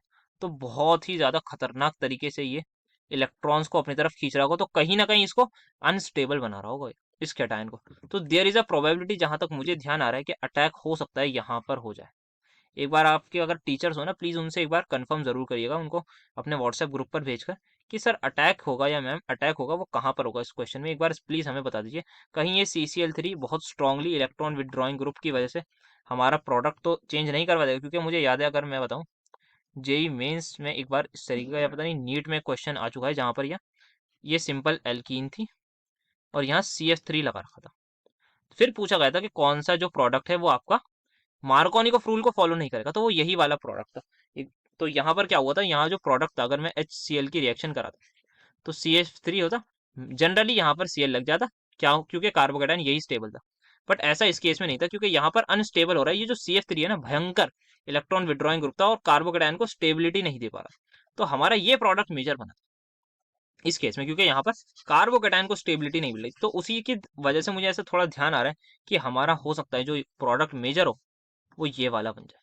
दैट इज इधर मैं इधर OH लगा दूं, चलो डैश में लगा, सॉरी इधर लगेगा Br। तो डैश में मुझे लगाना होगा OH, और यहाँ पर Cl, 3 Cl लगाने होंगे, तो लगा देता हूँ 1 2 3, तो Cl। तो आई गेस ये हमारा प्रोडक्ट होने के मुझे चांसेस लग रहे हैं। एक बार आप लोग भी मुझे अपनी राय कमेंट पे पेश करिएगा, फिर जो भी होगा उसके अकॉर्डिंगली कमेंट पिन भी कर देंगे, ताकि मतलब पता लग जाए कि क्या सही होगा, क्या मुझे लगेगा कि हाँ ये बात एकदम अप्रोप्रिएट है। हो सकता है कि सब कुछ तो एकदम एग्जैक्ट नहीं बता सकता ना, तो जितना मेरे दिमाग में लग रहा है कि हाँ ये पॉसिबल है, मोस्ट प्रोबेबल आंसर होगा, तो मुझे तो यही लग रहा है। मैकेनिज्म बाकी यही है, सिंपल सा हमारे पास पहले ब्रोमोनियम बनेगा, फिर अटैक पर हमें देखना है कि यार अटैक कहाँ पर होगा, कि कार्बोकेटाइन जहाँ पर अनस्टेबल है यहाँ पर थोड़ा ज़्यादा स्टेबल होगा, तो यहाँ अटैक करके बॉन्ड इधर शिफ्ट होगी या कुछ और होगा। तो एक बार इसको प्लीज सोचिएगा, अगर आपको किसी बुक में भी वगैरह में आप पढ़ रहे होंगे तो उसमें आंसर मिलेगा, तो वो भी जरूर बताइएगा। ज्ञान बांटने से ही बढ़ता है, साथ में मिलकर सीखेंगे, बहुत कुछ मैं भी सिखा रहा हूँ, आप भी सिखा दिए मुझे कुछ, तो अच्छा रहेगा। तो ठीक है, तो ये हमारा थर्ड क्वेश्चन हो गया। क्वेश्चन नंबर 4 हमारी स्क्रीन पर आता हुआ ये कि draw the Fischer projections of formula for erythro and threo butane 2,3 diol. तो ये आ गया ब्यूटेन, ये लगा दिया मैंने 2,3 डायोल। इसके हमें फिशर प्रोजेक्शन बनाने, एक एराइथ्रो फॉर्म का, एक थ्रियो फॉर्म का। एराइथ्रो मतलब सेम साइड, थ्रियो मतलब ऑपोजिट साइड, क्या OH and convert them into their corresponding sawhorse projection formula. तो सबसे पहले बना लेते हैं हम अपना एराइथ्रो एंड थ्रियो फॉर्म। एराइथ्रो का मतलब होता है कहीं भी सेम साइड पर आप OH लगा दीजिए, यही होता है ना। हाँ, और थ्रियो का मतलब होता है ऑपोजिट साइड पर आप लगा दीजिए OH। CH3 यहाँ H, ये OH, ये OH, ये H। सो ये बन गया क्या, एराइथ्रो। ये क्या बन गया, थ्रियो। ठीक है, एराइथ्रो हो गया, थ्रियो हो गया। नाउ क्या बनाना है इसका, हमें सॉहर्स प्रोजेक्शन बनाना है। तो सॉहर्स चाहिए होता है हमारे पास। तो ये जो कार्बन है, इन दोनों कार्बन को पकड़िए, ये कार्बन मैंने ऐसे बना दी। ठीक है, इस कार्बन पर देखिए यहाँ क्या है, ये आ गया हमारा CH3, यहाँ पर भी क्या आ गया, CH3। Now what we have is, नीचे देखेंगे इस तरीके से कुछ प्रेजेंट है। सो यहाँ पर ऊपर CH3 आ गया। नाउ वी हैव यहाँ पर क्या क्या है, इसको मैं ड्रॉ कर लेता हूँ। सो दोनों तरफ हमारे पास OH है, और यहाँ पर क्या है, HH। तो ये मैंने इसका एराइथ्रो फॉर्म का बना दिया सॉहर्स प्रोजेक्शन। अब बनाते हैं किसका, दूसरे वाले का, दैट इज थ्री होगा। तो ये आ गए, यहाँ CH3 ऊपर ऊपर लगा दूंगा मैं सिंपल। अब यहाँ पर बहुत सिंपल तरीके से इसको भी ड्रॉ कर लेंगे, ये बना दिया। Now what I have is, इस साइड OH है, यहाँ पर ये H है, यहाँ पर इधर H और ये OH। तो ये एराइथ्रो थ्रियो फॉर्म बना दी, फिशर प्रोजेक्शन बना दिए, और बता दिया इनको कन्वर्ट कर लिया कोरस्पॉन्डिंग सॉहर्स प्रोजेक्शन फॉर्मूला में। ठीक है, ये हो गया। Now what we have to do is we have to draw the possible chair conformations of 1 methyl cyclohexane. So 1 methyl cyclohexane is this, ये आ गया मेरे पास 1 मिथाइल साइक्लोहेक्सेन। इसकी हमें चेयर फॉर्म बनाई। तो सबसे पहले there is a concept which is called as flipping of ring, ये हमें पता होना चाहिए, फ्लिपिंग ऑफ रिंग। ठीक है, तो देखते हैं क्या होता है फ्लिपिंग ऑफ रिंग में। तो ये हमारे पास मैं बनाने जा रहा हूँ चेयर फॉर्म सबसे पहले अपनी, ये आई, थोड़ी सी खराब हो गई, ये, देन यहाँ पर छोटा, ये थोड़ा सा और बना दो, ये नीचे आ गई, देन ये मेरी एक चेयर फॉर्म हो गई। अब यहाँ पर जो ये इंटर कन्वर्टेबल होती है, मतलब ये साइड आप इसको इधर घुमा दीजिए, बस आप सॉर्ट ऑफ मिरर इमेज आपको देखने को मिले। ठीक है, सो ये ये आ गया हमारे पास। ठीक है, सो ये हो गया ना। ठीक है, अब यहाँ पर ये सारे हमारे बन गए, तो आयो आप समझ रहे होंगे। तो फ्लिपिंग ऑफ रिंग में यहाँ पर क्या होता है कि एक्चुअल में दो बॉन्ड्स होती हैं साइक्लोहेक्सेन में। अभी साइक्लोहेक्सेन बनाया सिर्फ मैंने, ये hydrogen hydrogen, this one is axial bond जो अलोंग द एक्सिस है, this one is equatorial bond. Flipping of ring में एक बहुत ही इंपॉर्टेंट चीज ये होती है, जो एक्सियल बॉन्ड है वो इक्वेटोर सॉरी जो एक्सियल पर एटम है वो इक्वेटोरियल पर आया था, इक्वेटोरियल वाला एक्सियल पर आया था। तो ये जो हाइड्रोजन होगा अब ये यहाँ आ जाएगा, और ये जो हाइड्रोजन है ये यहाँ पर आ जाएगा। तो this is the most important thing that happens in case of flipping of rings. तो सेम हमारे पास कहीं ना कहीं होता है in the case of methyl cyclohexane. तो सबसे पहले बना लेता हूँ मैं इसकी एक chair form, then I will explain क्या होता है। एक ये आया, यहाँ पर ये आया, ये आ गया। ठीक है, सो यहाँ पर ये लगा दिया R, यहाँ पर आ गया हाइड्रोजन एटम। अब यहाँ पर क्या होता है, there is again a concept which is called as 1,3 diaxial interaction. 1 2 3 ये आ गया, देन और इधर। ठीक है, तो ये मैंने एक्सियल और इक्वेटोरियल बॉन्ड्स बना दिए। सो यहाँ पर ये क्या है, ये फर्स्ट सेकंड थर्ड, इधर से गिनूंगा तो 1 2 3, तो यहाँ पर दोनों तरफ से 3 3 आ रहा है, ये IUPAC नंबरिंग नहीं है। So this is called as 1,3 diaxial interaction. So 1,3 diaxial interaction में क्या होता है, हमारे पास ये एक फॉर्म है। अब यहाँ पे R की जगह आप CH3 लगा दीजिए, सिंपल सा, आपको आपका आंसर मिल जाएगा। यहाँ पर कोई भी थोड़ा बल्कि ग्रुप हो, मिथाइल हो, इथाइल हो, ये लगा हुआ होता है। सो ये क्या करता है, इन सारे हाइड्रोजन एटम से रिपल्जन फील करता है। या फिर या एक दूसरे को ही रिपल रिपेल करते हैं। तो अगर रिपेल करेंगे तो स्टेबिलिटी कम होगी। यस, यही मैं सुनना चाह रहा था। तो यहाँ पे क्या होता है, फ्लिपिंग ऑफ रिंग हो जाती है। अब फ्लिपिंग ऑफ रिंग कर लेते हैं, पहले स्ट्रक्चर ड्रॉ कर लेते हैं फ्लिप्ड रिंग का। तो इधर अब छोटा हो जाएगा, इधर यहाँ से थोड़ा बड़ा, देन हियर ये आ गया मेरे पास। और यहाँ पर एक इंपॉर्टेंट चीज होती है, जो एक्सियल वाला है वो इक्वेटोरियल बन चुका है, जो इक्वेटोरियल वाला है वो एक्सियल बन चुका है यहाँ पर। अब यहाँ पर हाइड्रोजन हाइड्रोजन दोनों लोग हैं, दोनों सेम है भाई, कुछ किसी को भी आप कुछ भी कर दीजिए, दोनों हमारे पास होगा। तो आप देख सकते हैं यहाँ पर हाइड्रोजन हाइड्रोजन रिपल्जन ही सिर्फ मौजूद है यहाँ पर, हल्की फुल्की होगी, हाइड्रोजन कोई बहुत बड़ा एटम नहीं होता, बट CH3 ग्रुप है। तो यहाँ जो बल्कीनेस थी वो आप यहाँ पे चली गई। सो यहाँ पे हमने due to flip by flipping the ring, बस यहाँ पर आप CH3 लगा दीजिए। 1,3 डायएक्सियल इंटरेक्शन होती है, क्या रिपल्जन होती है, तो जिसकी वजह से हमारी रिंग जो है वो फ्लिप हो जाती है। तो ये दो कन्फर्मेशन आपको साइक्लोहेक्सेन के देखने को मिलते हैं। इन दोनों में से स्टेबल कौन सा है? Obviously sir this one is going to be more stable. Why this is more stable? Because यहाँ पर क्या है, रिपल्जन कम है, 1,3 डायएक्सियल इंटरेक्शन मौजूद नहीं है यहाँ पर। जो बल्कि ग्रुप था वो इक्वेटोरियल पर आराम से पहुंच चुका है, एक्सियल पर नहीं है। सो दीज आर 2 कन्फर्मेशन हो गए हमारे पास। नेक्स्ट हमें बात करनी है एसिडिक कैरेक्टर की। ठीक है, तो एसिडिक कैरेक्टर की बात करते हैं। यहाँ पर ले रखा है, चलो ठीक है। तो CH3COOH, then we have HCOOH, then finally we have CH2COH, but यहाँ पर है मिथाइल। तो सबसे पहले सारे के सारे एलिफेटिक कार्बोक्सिलिक एसिड है। कोई इस वाले को एरोमेटिक मत बोल दीजिएगा। क्यों नहीं बोलूं? क्योंकि एरोमेटिक तब होता है जब एरोमेटिक रिंग पर COOH लगा हुआ हो। तो ये नहीं लगा हुआ तो ये एलिफेटिक ही है। ठीक है सर, बात समझ में आ गई। क्या बात कर दी सर? हमने बात कर रखी है भाई एसिडिक कैरेक्टर की। भाई H+ लूज करा दीजिए, कॉन्जुगेट बेस बना दीजिए। तो सर यहाँ पे आपने जैसा बोला ये बना दिया कॉन्जुगेट बेस इसका। सभी में आपको करना है, इंडिविजुअल आप एक एक स्पीशी का करके दिखाइएगा। ये आप दिखाएंगे, आप क्या दिखाएंगे, ये क्या बोल रहे हैं, हाँ कॉन्जुगेट बेस बना के। फिर यहाँ पर ये कॉन्जुगेट बेस बनाया, यहाँ पर आपने पीएच लगा दिया, देन H+ यहाँ पर एज इट इज रहेगा। नाउ क्या करना है? सो यहाँ पर क्या करना है, अब आप देख सकते हैं सभी में इक्विवेलेंट रेजोनेटिंग स्ट्रक्चर है। इक्विवेलेंट रेजोनेटिंग स्ट्रक्चर का ये मतलब है जैसा पहला वाला स्ट्रक्चर है वैसे ही रेजोनेंस के बाद मिलेगा। तो that is the quality of resonance. ये बहुत ही बेहतरीन क्वालिटी होती है। एक होती है quantity, number of resonating structures कितने होते हैं।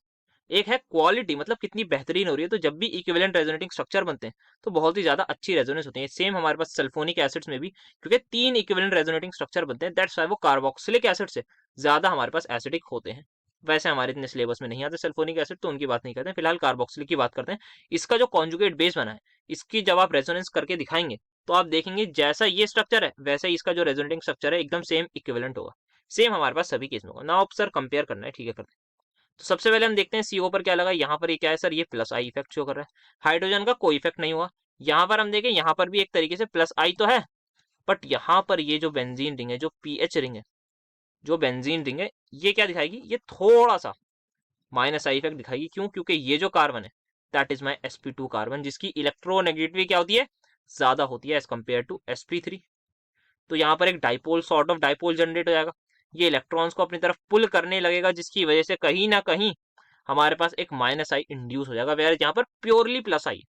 ठीक है, और यहाँ पर कोई इफेक्ट नहीं है। ठीक है, तो यहाँ पर +I -I में थोड़ी सी लड़ाई वड़ाई होगी, यहाँ पर जो है कुछ नहीं इफेक्ट है। तो ये सबसे ज्यादा बेहतरीन एसिडिक होता है। सो फॉर्मिक एसिड हमारे पास सबसे बढ़िया एसिड होता है। कैसे? हम इसको क्या बताएंगे, हम बताएंगे कि जो कॉन्जुगेट बेस है उसको कोई भी अनस्टेबल नहीं कर रहा है, कहीं से भी उसका +I इफेक्ट नहीं आ रहा है।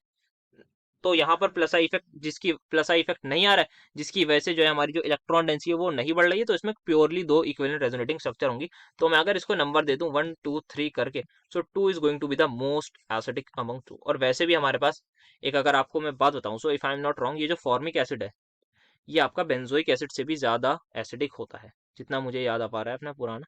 तो ये हमारा उससे भी ज्यादा स्टेबल होता है, सॉरी एसिडिक होता है, क्योंकि यहाँ पर इसका डिसोसिएशन कांस्टेंट बहुत ज्यादा हो जाता है। ठीक है, ये बात हो गई। नेक्स्ट अब बात कर रहे थे हम किसकी, 1 और 3 में से। तो कॉमन सेंस से सोचिए, 1 में क्या है, +I है। +I क्या कर रहा है सर, +I जो है अनस्टेबल कर रहा है। 3 में क्या है सर, +I भी है -I है। +I कोशिश क्या कर रहा है, अनस्टेबल करने की, लेकिन -I क्या कर रहा है, रोक रहा है उसे। That is the answer.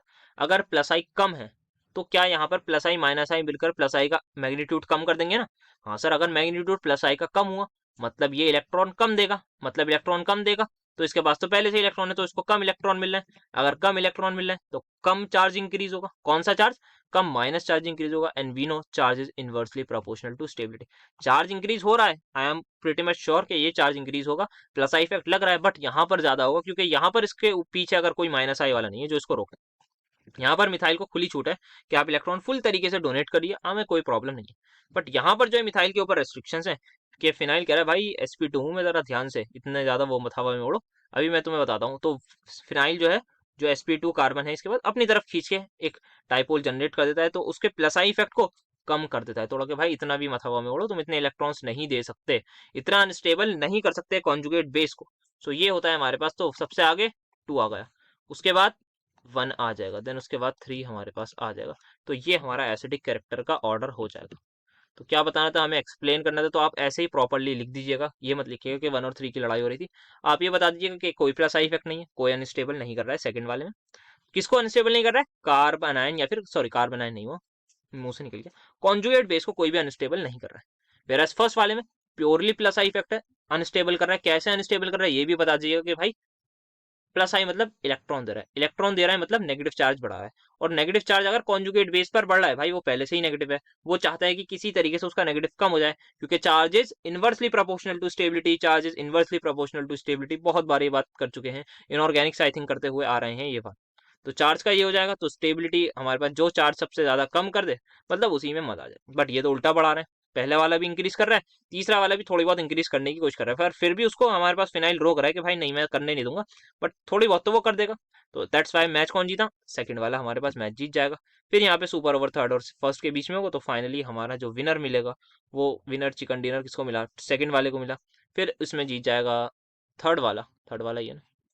गलत लिख दिया ना? तो यहाँ गलत लिख दिया ऑर्डर। अच्छा वो अचानक याद आ गया। सो यहाँ पर हमारे पास जो है वो एंड देन लास्ट में फर्स्ट, ठीक है। थर्ड क्यों ज्यादा होगा बात कर ली है, क्योंकि प्लस आई को रोक रहा है, मतलब माइनस चार्ज देने से रोक रहा है। तो ये हमारा हो गया ये question 15 number. Next we have to draw the Fischer projection of all possible stereo isomers of 2,3 dichloro butane dioic acid. तो ये बनेगा हमारे पास का स्ट्रक्चर, ठीक है। कितने वो यहाँ पे? 2 हमारे पास यहाँ पर Cl। तो कायरल कार्बन अगर मैं यहाँ पर देखूँ कितने हैं, नंबर ऑफ कायरल कार्बन 2 हैं, 2, ठीक है। नाउ ये क्या है हमारे पास? नंबर ऑफ कायरल कार्बन 2 है। तो ये एक एसिमेट्रिक स्ट्रक्चर हम इसको बोल सकते हैं, यस बोल सकते हैं। तो कितने हमारे पास टोटल वो बनेंगे इसके आइसोमर्स? तो ये हमारा बेसिकली सिमेट्रिकल स्ट्रक्चर है ना। आप बीच में कहीं भी खड़े हो जाइए, यहाँ पे आप खड़े हो गए बीच में, इधर देखिए, दोनों तरफ सब कुछ सारे एटम्स वगैरह same. So this is my symmetrical structure है। तो सिमेट्रिकल के केस में हमारे पास अगर आपको फॉर्मूला याद है तो ठीक है, नहीं याद है तो मतलब कोई ऐसी प्रॉब्लम नहीं है। तो हमारे पास total number of optical isomers का जो फॉर्मूला बताते हैं वो, या फिर उस फॉर्मूला से रहने ही देते हैं, हमें बस इतना पता है कायल कार्बन हमारे पास जो है। तो आइए हम इसको यहाँ से बनाते हैं डायरेक्ट, अपने फिशर प्रोजेक्शंस बनाते हैं। COH लगा दिया। नाउ हमारे पास बहुत सारी पॉसिबिलिटीज हैं। क्या है? एक पॉसिबिलिटी आप Cl सेम साइड लगा दीजिए, एक ये है। दूसरी क्या है? इस साइड यहाँ पे लगा दीजिए दोनों Cl इधर इधर, वो क्या हो जाएगी? इसकी मिरर इमेज हो जाएगी। बना के देख लीजिए एक बार क्या होता है, आप देख लीजिएगा। पर एक चीज ध्यान रखिएगा, ऑलवेज चेक उसकी ऑप्टिकल एक्टिविटी। Cl सो अगर आप यहाँ पर जब CIP रूल्स लगाएंगे, तो मैं अगर लगा के दिखाऊं तो ये 1, ठीक है। यहाँ पे आपको एक चीज नजर आ रही होगी कि ये प्लेन ऑफ सिमेट्री है, तो ये मीजो कंपाउंड बनेगा। तो या तो ये बनाऊं या दूसरा वाला बनाऊं, दोनों बातें हमारी सेम होंगी, दोनों आइडेंटिकल है। तो ये जो बनाया है मैंने, या फिर ये जो बनाया है, यहाँ भी प्लेन ऑफ सिमेट्री है, तो दोनों मीजो हैं हमारे पास। तो ये क्या है? एक्चुअल में सेम कंपाउंड है। यहाँ पर जो भी इसकी कॉन्फ़िगरेशन आएगी, जो मैं निकाल के देख लेता हूँ एक बार, 1, फिर इसको 2 देना होगा, इसको 3, ठीक है। तो ये आ गया। तो 1 2 3 क्या करते हैं, 1 2 3, ठीक है। सो हॉरिजॉन्टल पे है हमारे पास, तो ये क्या होगा? ये डायरेक्शन क्या होती है? क्लॉकवाइज होती है, हाँ क्लॉकवाइज। तो क्लॉकवाइज के लिए आर, बट यहाँ पर हाइड्रोजन हॉरिजॉन्टल पे, तो एस हो जाएगी ना, याद होगा आई गेस आपको। तो ये एस, इसकी कॉन्फ़िगरेशन एस हो जाएगी। तो अगर इसकी एस आ रही है तो I am pretty much sure कि इसकी आ रहेगी। तो 2R3S है, और ये हो जाएगा एस, और ये हो जाएगा आर। तो ये नंबरिंग हम कैसे करते हैं? ये IUPAC के हिसाब से करते हैं, ध्यान से रीजनो, तो हम अपने पास से कर रहे होते हैं। तो बेसिकली दोनों कंपाउंड हैं वो सेम है, क्योंकि IUPAC नंबरिंग अगर हम जब करेंगे ना, तो सेम हमारे पास आएगा कि आप इधर से नंबरिंग करिए या उधर से, दोनों बातें सेम आ रही है, ठीक है। सो ये हमारे पास दोनों के दोनों आइडेंटिकल सेम कंपाउंड्स हैं, इस बात का ध्यान रखिएगा। तो इसमें से एक किसी को भी हटा दीजिए, इस वाले को मैं ऐसा करता हूँ, हटा देता हूँ, तो ये हटा देते हैं हम। सो हमें क्या बात करनी है अब, ठीक है, अब और क्या वेरिएशन कर सकते हैं, अब हम क्लोरीन को थोड़ा सा कर सकते हैं। सो सबसे पहले वो क्या है हमारे पास, ऑप्टिकली इनएक्टिव। यहाँ पर मैं ये काम वेरिएशन कर सकता हूँ, क्योंकि ये क्या है, इसमें आप कॉन्फ़िगरेशन निकालिए, तो अगर आपकी इसकी आर आई है, सो यहाँ पर आपकी आ जाएगी एस, और इसकी भी एस आएगी। अब जैसे ही आप इसकी मिरर इमेज लेंगे,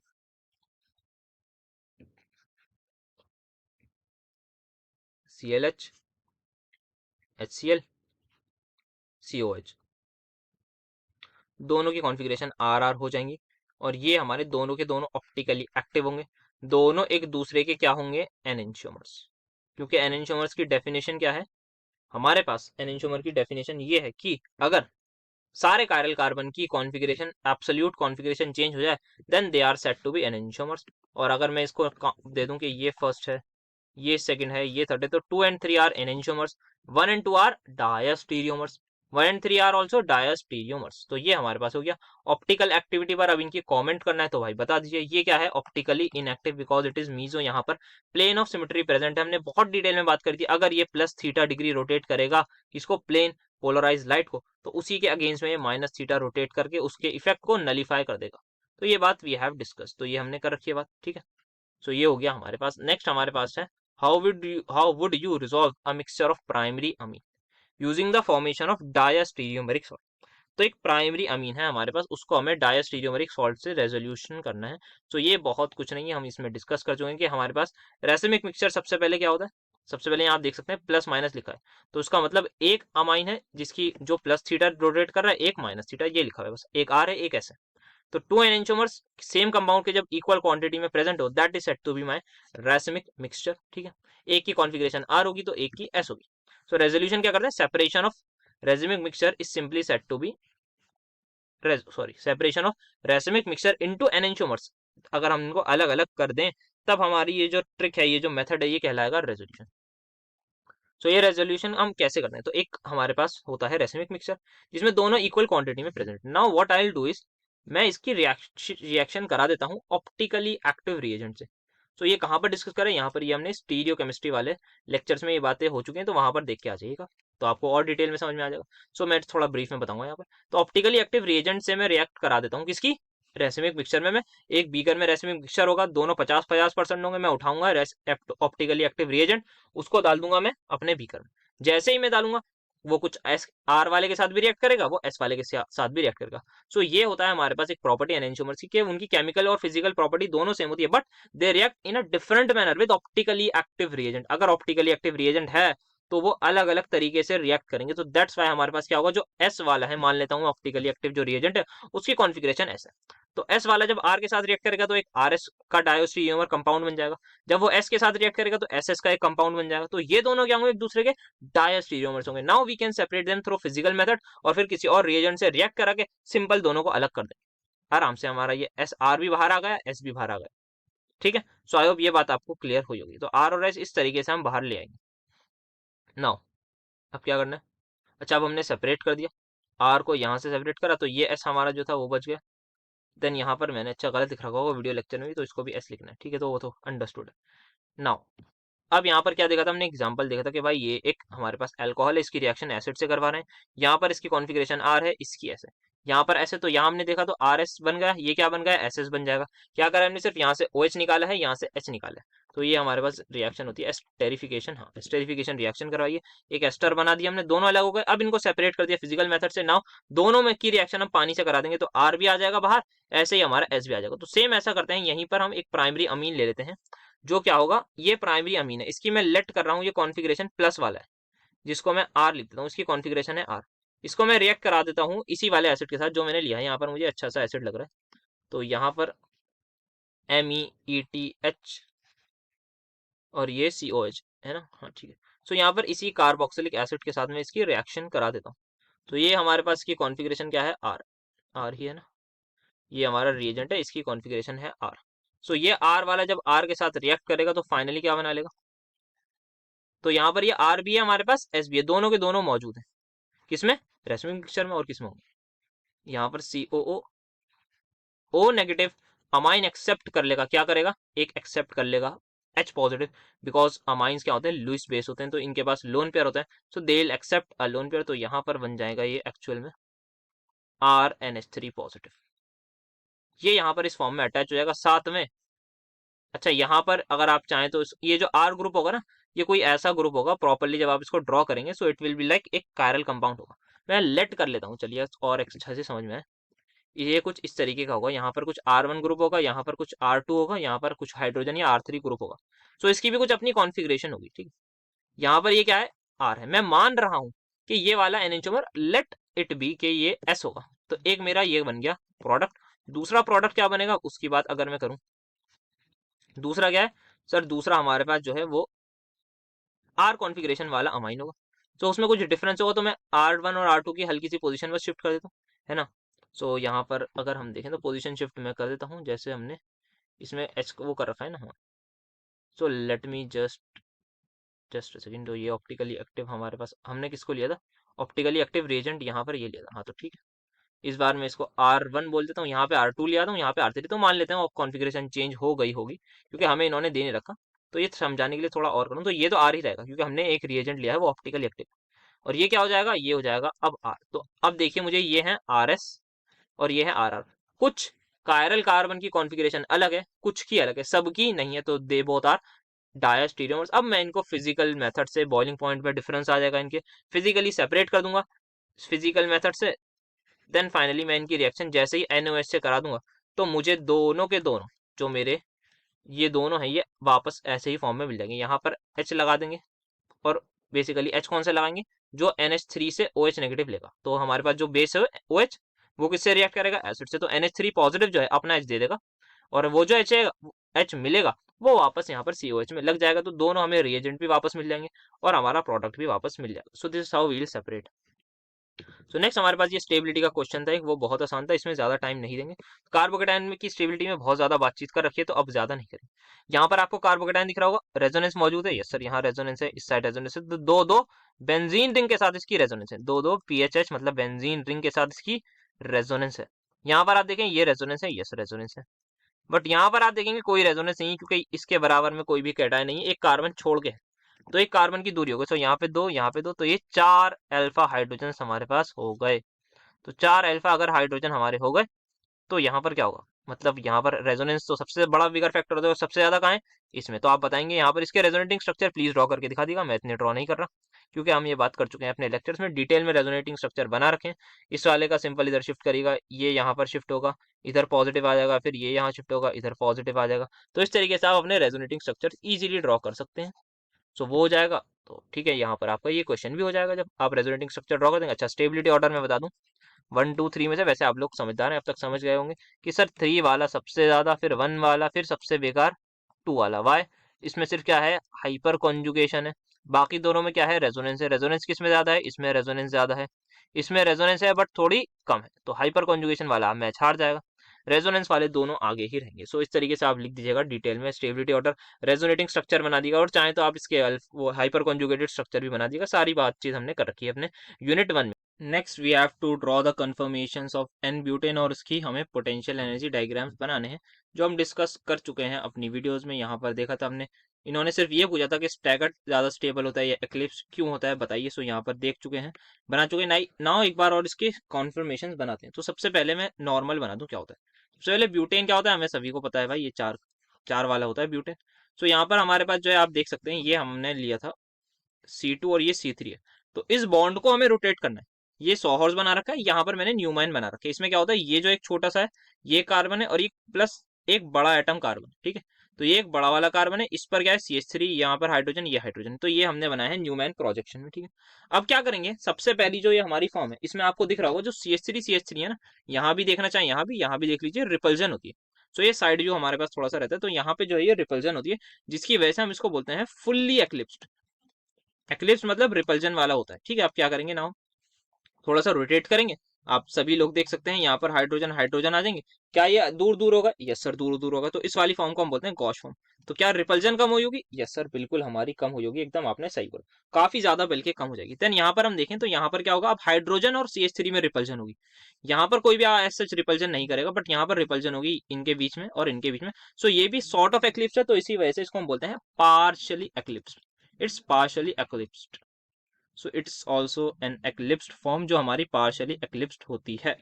ठीक है, तो इसमें ज्यादा रिपल्जन होगी या फुली में? सर ऑब्वियसली फुली में होगी, क्योंकि यहाँ पर दो बल्कि लोग CH3 दो मोटे लोग आपस में लड़ाई कर रहे हैं, तो यहाँ पे ज्यादा रिपल्जन होगी, तो एनर्जी कम होगी।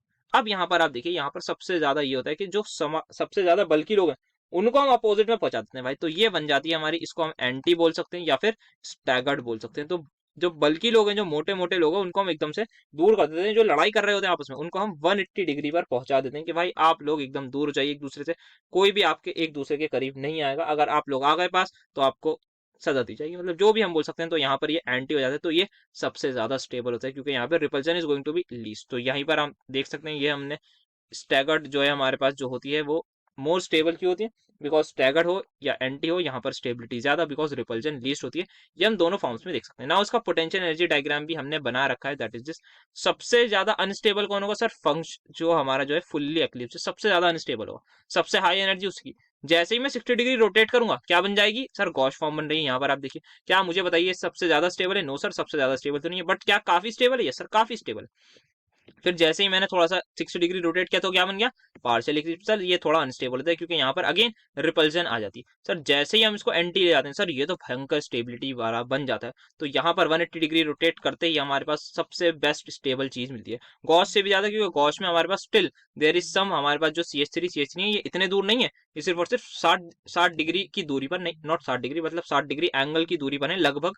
और यहाँ पर 180 डिग्री पर है, तो यहाँ एकदम दूर दूर होगा भाई। अब तो एक दूसरे को कुछ भी नहीं कर सकते। यहाँ पर ये कोशिश करेंगे यार हाथ पहुंच जाए किस तरीके से, मैं इसके घूसा मार दूं, मैं इसके लात मार दूं, बट ये नहीं पहुंच पाएंगे। गॉश में थोड़ा बहुत ट्राई कर लेंगे, बट स्टैगर्ड में कोशिश भी नहीं करेंगे भाई, ये तो इतनी दूर है, छोड़ो हटाओ। तो यहाँ पर ये छोड़ो हटाओ कर देंगे। फिर आप जैसे ही अगर और इसको 60 डिग्री रोटेट करेंगे, तो आप देख सकते हैं ये यहाँ पर बन जाएगा, और ये अगर यहाँ आया तो पार्शियली एक्लिप्स दोबारा बन जाएगा। तो जैसे ये यहाँ आएगा, तो ये दोबारा पार्शियली एक्लिप्स बन जाएगा, सेम साइकिल होगी, फिर पार्शियली एक्लिप्स, फिर गॉश बनेगी, फिर फुल्ली एक्लिप्स। तो यहाँ पर हमने पोटेंशियल एनर्जी डायग्राम भी अपना बना लिया है। ठीक है, now let's have a look कि maleic acid and fumaric acid के बॉइलिंग पॉइंट की बात हो रही है, किसका ज्यादा बोला इन्होंने? मैलिक एसिड का। तो यही बना लेते हैं ना। तो मैलिक एसिड क्या होता है, हमें ये पता होना चाहिए। सो मैलिक एसिड इज सिंपली हमारे पास सिस फॉर्म होती है। क्या सिस फॉर्म होती है? तो ये बना दिया मैंने। सो मैलिक एसिड हमारे पास एक डाइओइक एसिड है, ये कार्बन है, यहाँ पर ये COH लगा लीजिए, ये कार्बन है, इधर COH लगा लीजिए। ठीक है, यहाँ पर एक आएगा डेल नेगेटिव, यहाँ पर क्या आएगा? डेल पॉजिटिव। तो यहाँ देखिए इन दिस सिस फॉर्म, ये सिस फॉर्म है। सिस फॉर्म क्या है? Malic acid. तो मैलिक एसिड के केस में कौन सी बॉन्डिंग है sir? Intra molecular hydrogen bonding, जो हमने कहाँ बात करी थी? पैरा एंड ऑर्थो नाइट्रोफिनॉल के केस में अपने लेक्चर में बात कर रखी है, इंट्रा मॉलिक्यूलर H बॉन्डिंग। ठीक है जी। अब बात करें हम फ्यूमेरिक एसिड की, तो वो क्या होगा सर? वो ट्रांसफॉर्म होगी। सो आप लोग मुझे खुद ही बताइए, यहाँ पर क्या hydrogen bonding, intramolecular hydrogen bonding का there is any scope? No sir, यहाँ पर कोई स्कोप नहीं है, बहुत दूर दूर हमारे दोनों ग्रुप्स हो गए। सो यहाँ पर कौन सी होती है सर? यहाँ पर क्या होगा? एक और इसका भाई आएगा, इसका जैसा मॉलिक्यूल आएगा, ये क्या है? ट्रांस है, फ्यूमेरिक एसिड है। इसका जैसा एक और कंपाउंड आएगा, वो इसके साथ हाइड्रोजन बॉन्डिंग कर लेगा। आई होप आपको ये चीज याद होगी कि यहाँ पर क्या होगा, कोई एक और, मैं रफ में थोड़ा सा बना देता हूँ कि ये एक मान लेते हैं एक और कंपाउंड पड़ा हुआ होगा, इसमें ये C डबल बॉन्ड O, ये क्लोज आ जाएगा, इसके मतलब ये क्लोज होंगे काफी। ये OH आ गया, तो यहाँ पर भी COH लगा देता हूँ। तो ये आपस में करेंगे, तो यहाँ और यहाँ से भी हो जाएगी, समझ रहे हैं आप? जैसे याद होगा आपको एक्जैक्टली पैरा नाइट्रोफिनॉल में सेम यहाँ पर होगी। तो ये इधर बॉन्डिंग हो जाएगी, इसकी इधर हो जाएगी, तो दो दो तरफ से एक तो हाइड्रोजन बॉन्डिंग होगी, और दूसरा इंटरमोलिक्यूलर है, जो स्ट्रांग होती है, क्योंकि ऑब्वियसली दो तरफ से होती है वो जनरली। सेम फिनॉल जैसा आप बना दीजिएगा, तो आपको रीजन भी मिल जाएगा भाई, यहाँ पर स्ट्रांग बॉन्ड है, तोड़ना मुश्किल है बॉन्ड, तो लिक्विड से वेपर में कन्वर्ट करना मुश्किल है। या मेल्टिंग पॉइंट पूछे ना, अच्छा सॉरी बॉइलिंग नहीं पूछा, हाँ तो सेम बात बताएंगे कि भाई मेल्ट करना मुश्किल है, क्योंकि यहाँ पे बॉन्डिंग है, तो बॉन्डिंग को, मॉलिक्यूल्स को दूर दूर करना इस सिंपली सॉलिड से लिक्विड में कन्वर्ट करना। तो सॉलिड से लिक्विड में कैसे कन्वर्ट होंगे? मतलब सर मॉलिक्यूल्स को दूर करेंगे। दूर कैसे करेंगे? बॉन्ड कमजोर करके। बॉन्ड कैसे कमजोर होगा? अगर स्ट्रॉन्ग बॉन्ड नहीं है तो इजीली दूर हो जाएंगे, नहीं है तो नहीं होंगे। तो दैट्स वाई हमारे पास मैलिक एसिड का जो होगा होता है, स्ट्रक्चर बना दिएगा, कहानी लिख दिएगा, सिस फॉर्म होती है, ये ट्रांसफॉर्म होती है, आराम से नंबर मिलेंगे। देन हमें बताना है 2 methyl butane 2, 2 di methyl 2 methyl तो यहाँ पर ये बना लेते हैं, इसी को कर लेते हैं। तो 2 methyl butane, then we have 2,2 di methyl propane, then we have pentane, है ना। हाँ ठीक है, तो ये हमें बताना है कि इनका बॉइलिंग पॉइंट का ऑर्डर क्या होता है। So we all know branching जैसे जैसे बढ़ती है, सॉरी गलत लगा दिया, जैसे जैसे ब्रांच बढ़ती है, जैसे जैसे ब्रांच बढ़ती है सरफेस एरिया कम होता है, बॉइलिंग पॉइंट कम हो जाता है, क्योंकि वंडर वॉल फोर्सेस हमारी डिक्रीज हो जाती है। तो 3 सबसे आगे, देन हमारे पास 1 में कम ब्रांच है, देन 2 में सबसे ज्यादा ब्रांचिंग है। तो ब्रांचिंग इंक्रीज हो रही है, इधर से इधर जाने में ब्रांचिंग इंक्रीज हो रही है, हमारा जो बॉइलिंग पॉइंट है दैट विल डिक्रीज। तो इसका क्या रीजन लिखेंगे, यही कि सर ब्रांचिंग जो है वो हमारी इंक्रीज हो रही है, तो जैसे जैसे ब्रांच इंक्रीज होगी वैसे वैसे हमारा बॉइलिंग पॉइंट डिक्रीज होगा, क्योंकि सरफेस एरिया हमारा डिक्रीज होगा। उससे क्या होगा, जो वंडर वॉल फोर्सेस है, वंडर वाल फोर्सेस जो हैं वो डिक्रीज हो जाएंगे। अगर फोर्सेस हमारे पास डिक्रीज होगा तो ऑब्वियसली लिक्विड जो है वो बॉयल इजीली हो जाएगा। देन फाइनली बात करनी है हमें एलाइलिक हेलोजिनेशन की, तो बात कर लेते हैं। एलाइलिक हेलोजिनेशन की पोजीशन क्या होती है, एलाइलिक पोजीशन बात कर रखी है कि सी डबल बॉन्ड सी के बराबर वाला carbon is the allylic carbon. उस जगह पर अगर मैं हेलोजन लगा दूं so that is my allylic halogenation, simple सी बात कर रखी है हमने। यहाँ पर क्या था, एन ब्रोमो सक्सीनिमाइड का हमने मैकेनिज्म की बात कर रखी है कि सबसे पहले ये स्ट्रक्चर होता है, होमोलिटिक फिशन होगा, ये बनेगा, फिर फाइनली क्या होगा, ये सारी बातें हमने कर रखी है एलाइलिक हेलोजिनेशन की। और कुछ पूछा इन्होंने तो देख लेते हैं। सो एलाइलिक हेलोजिनेशन समझ में आ जाएगा, बहुत आसान है। एलाइलिक पोजीशन पर हेलोजन लगाना is simply allylic halogenation. Give reason for the products obtained when bromine reacts with NBS in presence of CCl4, जो हमने सेम मैकेनिज्म कराया। देन ब्रोमीन को रिएक्शन करा रहे हैं रूम टेम्परेचर पे, तो ब्रोमीन वाली भी if I am not wrong same he exactly होती है। ब्रोमीन वाली में अगर ये प्रोपीन है मेरे पास, इसकी रिएक्शन में Br2 से करा दूं एट रूम टेम्परेचर, सो ये भी जो है वो सेम ही प्रोडक्ट मुझे देगा, क्योंकि ये भी फ्री रेडिकल हेलोजिनेशन ही होती है। तो यहाँ पर भी आप ब्रोमीन रेडिकल बना दीजिएगा, इसको होमोलिटिक फिशन करा के ये Br रेडिकल मिलेगा। देन Br रेडिकल को आपको पता है आगे फर्दर रिएक्ट कराते रहिएगा और अपने प्रोडक्ट तक पहुंच जाइएगा, तो आपका फाइनल प्रोडक्ट मिल जाएगा, जो आप सभी को पता होगा क्या होगा, वही दैट इज ये ये वाला ही आपका प्रोडक्ट आपको मिलेगा, ठीक है। सो इस तरीके से इसका मैकेनिज्म बता देंगे, और जो भी पूछा गया है, और कुछ तो नहीं पूछा। हाँ, तो दोनों के मैकेनिज्म आप लिख दीजिएगा, मतलब बहुत हो जाएगा, 2 मैकेनिज्म 5 नंबर में। देन एलाइलिक हेलोजिनेशन की डेफिनेशन बता दीजिएगा कि भाई जब हम एलाइलिक पोजीशन पर हाइड्रोजन लगाएं तो हमारे पास वो हो जाता है। क्या होता है, फ्री रेडिकल मैकेनिज्म होता है, ये बता दीजिएगा। किस किस की होता है, आप दोनों लिख दिएगा कि एन-ब्रोमो-सक्सीनिमाइड एंड Br2 से जब हम रिएक्ट कराते हैं किसी भी एल्कीन को, तो हमारे पास जिसके पास क्या हो, बेसिकली एक हमारे पास जो है एलाइलिक पोजीशन तो होनी चाहिए। ऐसा नहीं है कि आप इथीन से रिएक्शन करा दें। अब आप कहें भाई इथीन से रिएक्शन करा रहा हूँ, लगा दो करा दो एलाइलिक हेलोजिनेशन, कहाँ से कराएंगे, एलाइलिक पोजीशन तो होनी चाहिए। यहाँ पे ये क्या होती है, विनाइलिक पोजीशन, तो विनाइलिक वाला ऐसा हमारे सिलेबस में कुछ पढ़ा नहीं हमने, तो उसकी बात नहीं करेंगे। सो ये हमने इस तरीके से छठे क्वेश्चन को भी अपने कर लिया। सो द नेक्स्ट बहुत ज्यादा कितना सिंपल क्वेश्चन पूछा था, number of sigma and pi bond, but इसमें भी गलती हो जाती है। काफी लोग क्या करेंगे भाई, देखेंगे ये बेंजीन रिंग है, ठीक है, इसमें पाई बॉन्ड्स नजर आ रहे हैं, CHO को ओपन करके बना लेंगे, जो अच्छी बात है भाई, बनाना भी चाहिए। देन वो लोग क्या करेंगे, ये यहाँ लेंगे, इस CHO को ओपन कर लिया, ठीक है। नाउ दे विल काउंट, सबसे पहले पाई बॉन्ड काउंट करते हैं, 1 पाई, 2 पाई, 3 पाई, 4 पाई और 5 पाई, तो 5 पाई बॉन्ड्स हैं हमारे पास, ठीक है।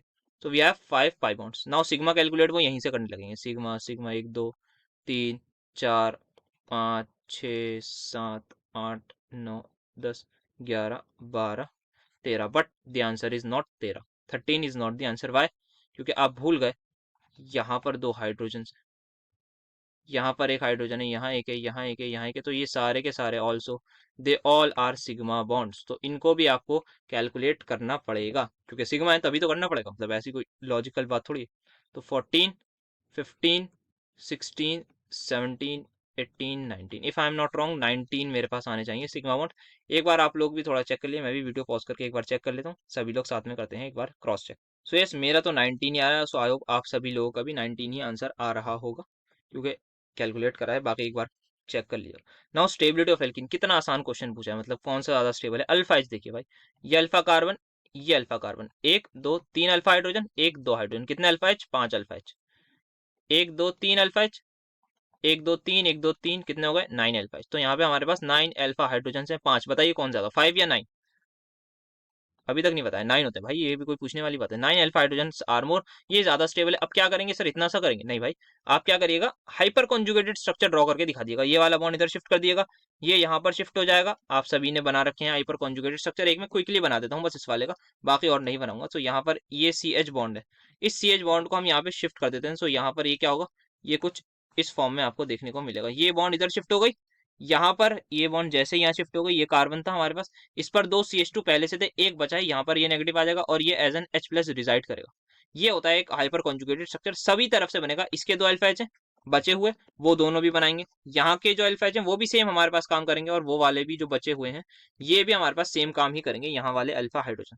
तो ये भी आप ध्यान रखिएगा, बना दीजिएगा दोनों के एक आध स्ट्रक्चर बना दीजिएगा ताकि नंबर थोड़े अच्छे मिल जाए। देन लिमिटेशंस की बात करते हैं। पहले यहाँ पर इसको RS कॉन्फ़िगरेशन वाला देख लें, या पहले कोरिस हाउस सिंथेसिस देख लेते हैं, चलिए ठीक है। सो ये कितना ले लिया, हाँ, तो ये सबसे पहले बात करनी है हमें, कोरिस हाउस सिंथेसिस ने कैसे लिमिटेशन ऑफ वुड्स रिएक्शन को ओवरकम करा।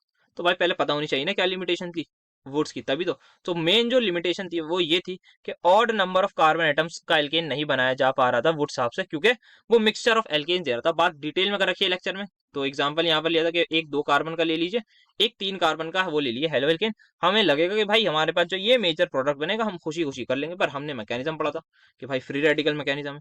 तो फ्री रेडिकल में यहाँ पर आपको एक इसका रेडिकल मिला, एक इसका रेडिकल मिला। नाउ द पॉइंट इज, कौन कह रहा है ऐसा कि सिर्फ यही दोनों आपस में रिएक्ट करेंगे? सर मतलब यही दोनों आपस में रिएक्ट करेंगे, क्या मतलब है? अब मुझे बताइए, क्या आप एक मॉलिक्यूल ले सकते हैं? भाई एक ड्रॉप भी लेंगे ना आप, तो इट इज नॉट फीजिबल कि उसमें एक मॉलिक्यूल है, उसमें भी लाखों करोड़ों मॉलिक्यूल्स होंगे। तो लाखों करोड़ों मॉलिक्यूल्स अगर दोनों हेलो एल्केन्स के, तो हमारे पास इनके रेडिकल्स के भी होंगे। तो इसका जो मन करेगा वो ये करेगा, मतलब ये चाहे तो इससे रिएक्ट कर जाए, बना लेगा एक ये कंपाउंड, चाहे तो अपने आप को डायमराइज कर ले, ठीक है, ये बना देगा, चाहे तो दूसरा वाला अपने आप को डायमराइज कर ले। तो ये कुछ भी कर सकते हैं। साथ साथ हमने डिस्प्रपोर्शनेशन प्रोडक्ट्स की भी बात करी थी, तो डिस्प्रपोर्शनेशन प्रोडक्ट्स भी आपको देखने को मिलेंगे। तो ये लिमिटेशन थी। अब हमारे पास क्या लिमिटेशन जो थी, उसी को हमारे साहब आए जिनका नाम था कोरिस एंड हाउस, मतलब 2 साइंटिस्ट थे, अलग अलग थे। उन्होंने गिलमन्स रिएजेंट की मदद से इसको अपना वो करा, दैट इज सॉर्ट आउट करी इस प्रॉब्लम को। तो उन्होंने क्या लिया भाई, एक एल्केन ले लीजिएगा आप, जो मन करे। जैसे यहाँ पर मैंने ऑड लिया है, सॉरी इवन ले रखा है, आप चाहें तो इसको ऑड ले सकते हैं। यहाँ वैसे ये इवन मैंने कुछ बता रहा था तो तभी लिखा है, और वैसे ऑड नहीं है, मुझे काउंटिंग आती है, मतलब 1 2 ये यहाँ 2 कार्बन है। इसकी सबसे पहले रिएक्शन Li से कराते हैं तो ये बन जाता है। फिर इसके 2 मोल लेके हम इसकी रिएक्शन Cu कॉपर आयोडाइड से कराते हैं तो हमें R2CuLi दैट इज गिलमन्स रिएजेंट मिल जाता है। नाउ ये हमारे पास जो है, अब हमारे पास मर्जी है। जैसे यहाँ पे मैंने इवन लिख रखा है, ये इवन इसलिए नहीं लिखा कि ये इवन नंबर 1 इवन होता है, इतनी मैथ्स आती है मुझे। लिखा है कि आप चाहें तो यहाँ पर ये इवन ले सकते हैं, उधर ऑड ले सकते हैं, ये मुझे याद है वीडियो लेक्चर में मैंने समझाया था। तो जिन लोगों ने देखा होगा उन्हें पता होगा, वहीं की स्लाइड है। तो CH3Br से आप जब रिएक्शन कराएंगे इसकी, तो क्या होगा, यहाँ पर CH3 CH2 और CH3 जो है एक यहाँ से लग जाएगा, एक यहाँ से, क्योंकि यहाँ पर क्या हो रहा है, 2 R डैश में से एक R आएगा और यहाँ का एक ही लेंगे तो एक ही आएगा। तो ये हमारे फाइनल प्रोडक्ट बनते हैं। तो ये सिंपल सा इसने लिमिटेशन को ओवरकम करा था, किसने, कोरिस हाउस सिंथेसिस ने। किसकी लिमिटेशन को, अपनी वुड्स रिएक्शन की, कि अब हमारे पास और नंबर ऑफ एल्केन पॉसिबल है। बहुत ज्यादा रेवोल्यूशनाइज कर दिया था। नेक्स्ट अब बात करें इनकी जल्दी से, RS कॉन्फ़िगरेशन की बात कर ली जाए। पहले EZ की बात कर लेते हैं, थोड़ी वो आसान होती। तो मैं इसको पहले ओपन करके आराम से बना लेता हूँ। तो ये CO CH3, यहाँ पर 3 Cl है, यहाँ पर 3 नाइट्रोजन, आप समझ लीजिए। तो सबसे पहले किसको लूँ, यहाँ पे सभी में कार्बन है, इन दोनों में कार्बन है, ठीक है। यहाँ पर देखिए आप, ये कार्बन ड्रॉ हो गया, सुपर ओवर हुआ, फिर दोबारा डबल बराबरी आ गई। बट यहाँ पर क्या है, हाइड्रोजन सेट है, यहाँ पर क्या है, कार्बन से। तो सुपर ओवर में कौन जीता, ये वाला मैच जीत गया है। तो इस पर 1 इस पर 2 दे दीजिए, आंख बंद करके। नेक्स्ट बात करें, कार्बन है, ठीक है सर, ड्रॉ हो गया।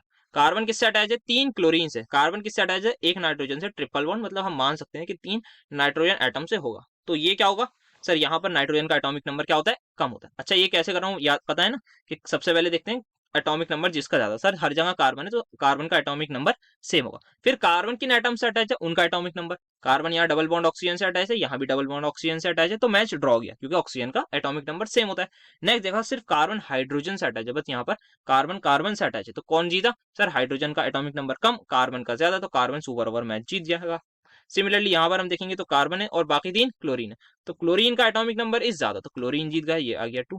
तो ऑपोजिट वाले होते हैं E या Z। तो एक बार इसको देखिएगा, क्या बताया था मैंने, E या Z, सेम वाले Z होते हैं, तो ये हमारा आ जाएगा E आराम से। तो इसको, ये है हमारे पास E कॉन्फ़िगरेशन। नेक्स्ट इसकी बात करें तो इसको ड्रॉ कर लें। तो यहाँ पर आप देख लीजिए, ये कार्बन कायरल है, ये कार्बन कायरल है। 1 किसको दूंगा, ऑब्वियसली ब्रोमीन को दूंगा, ब्रोमीन का atomic number is more than carbon. अब 2 बात करें तो यहाँ पर सर ये भी कार्बन है, ये भी कार्बन है। कार्बन किससे अटैच है सर, ये ब्रोमीन से अटैच है, और ये ऑक्सीजन से। कौन जीतेगा, ये 2 ये आ गया, 3 ये आ गया।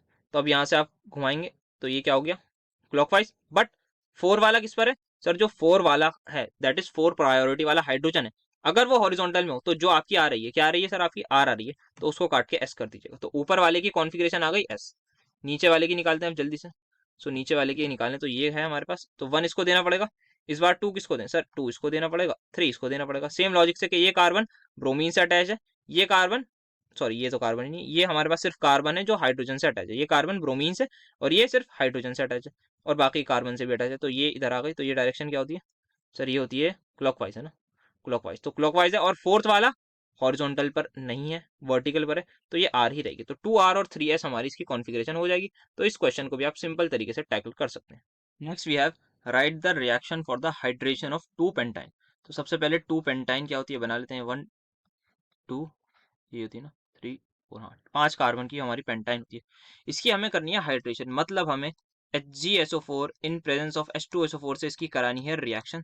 The reaction is said to be Kucherov reaction. So यहाँ पर क्या होता है, सबसे पहले हमारे पास जो है एक NCC बनता है, नॉन क्लासिकल कार्बोकेटाइन, जैसा ऑक्सीमर्कुरेशन डीमर्कुरेशन में हुआ था, सेम यहाँ पर होता है कि यहाँ पर मरकरी हमारे पास जो है बेसिकली Hg2 पॉजिटिव जो है उसका अटैक यहाँ पर बेसिकली पाई बॉन्ड उस पर अटैक कर देता है मरकरी पर। सो आपको कुछ इस तरीके का NCC देखने को मिलेगा। देन नेक्स्ट स्टेप में हमारा क्या आएगा, वाटर आएगा। So now water have 2 choices, either attack here और अटैक हियर। तो दो, दैट्स वाई यहाँ पर 2 प्रोडक्ट आपको देखने को मिलेंगे, ठीक है। तो यहाँ पर हमारे जो है 2 प्रोडक्ट आपको देखने को मिलेंगे। तो उसके बाद में जरा क्विकली इसका प्रोडक्ट दिखा दूं आपको। यहाँ पर ये आ गया, तो वाटर का मैं अटैक करा देता हूँ इस बार यहाँ से, तो OH2 पॉजिटिव होगा। देन फाइनली क्या होगा हमारे पास जो है, जैसे ये OH2 पॉजिटिव आएगा, H चला जाएगा, फिर मरकरी का वो भी लीव कर जाएगा, दैट इज Hg। तो ये फाइनली हमारे पास ये बन जाएगा अगर अटैक यहाँ हुआ। और अगर अटैक दूसरे वाली साइड हुआ तो आपको देख लीजिए यहाँ पर मुझे ये मिल जाएगा। तो अब यहाँ पे क्या करेंगे, इसको हम टॉटोमराइज करा देंगे। सो टॉटोमराइज करने के बाद ये बन गया एक कीटोन, यहाँ पर ये बन गया एक कीटोन। तो यहाँ पर 2 कीटोन हमारे बनेंगे, पेंटेन 2 और pentane 3।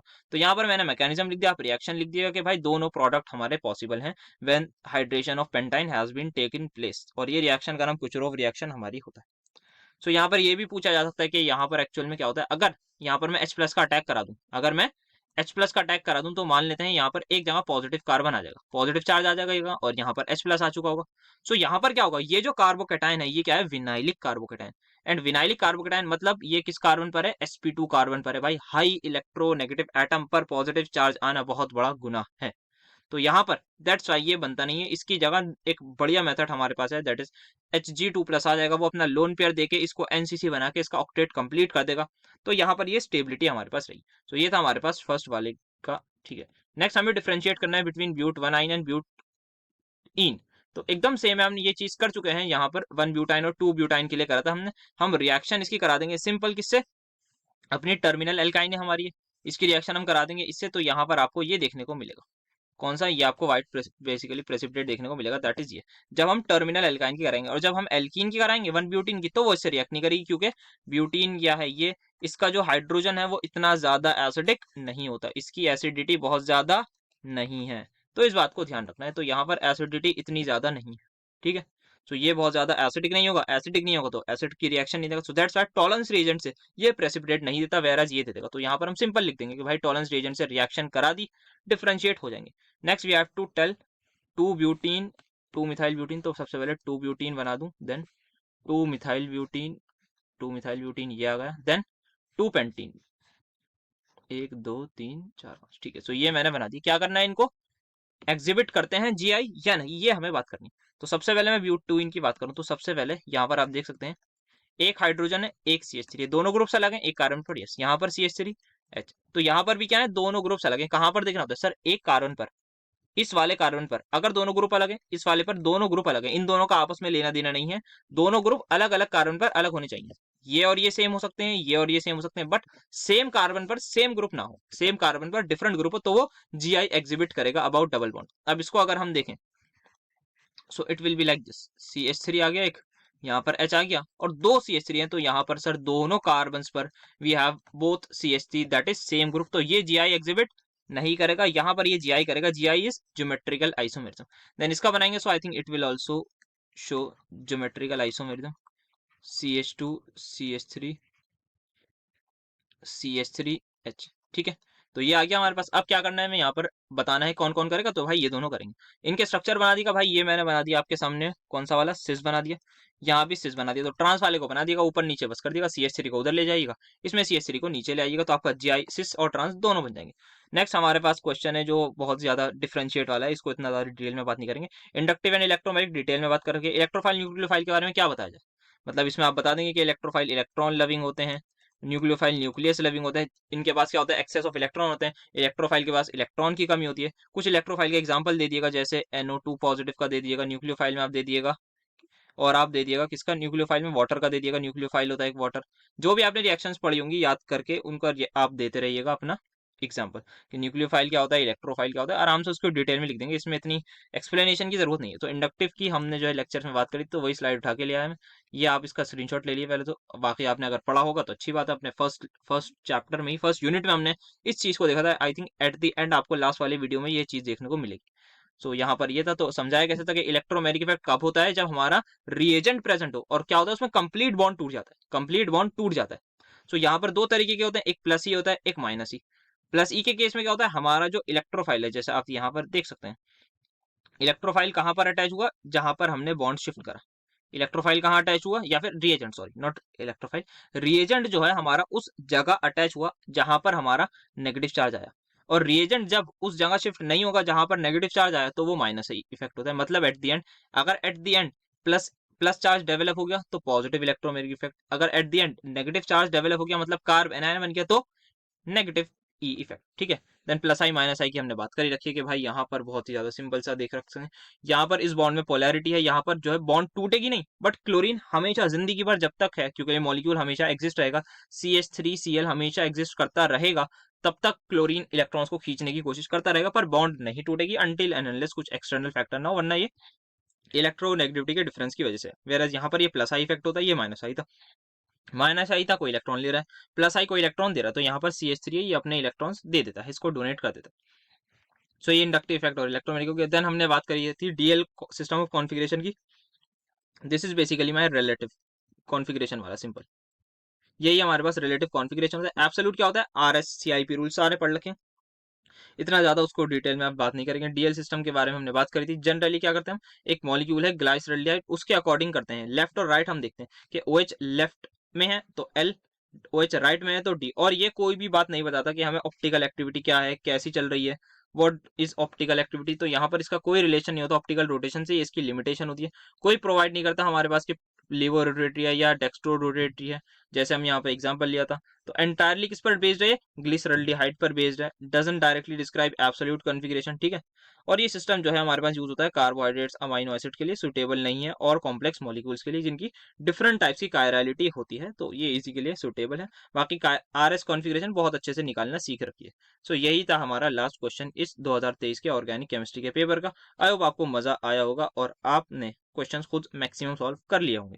That's it for today, इतना ही था आज के लेक्चर के लिए। आज के और पूरी ऑर्गेनिक के लिए इतना ही कंटेंट रहा है फॉर सेमेस्टर 1। आई होप आप सभी अपना एग्जाम बहुत अच्छे करके आए। All the very best for your exam. तो मिलते हैं आपसे जल्द ही आगे के लेक्चर्स में। Thank you so much for attending my lecture.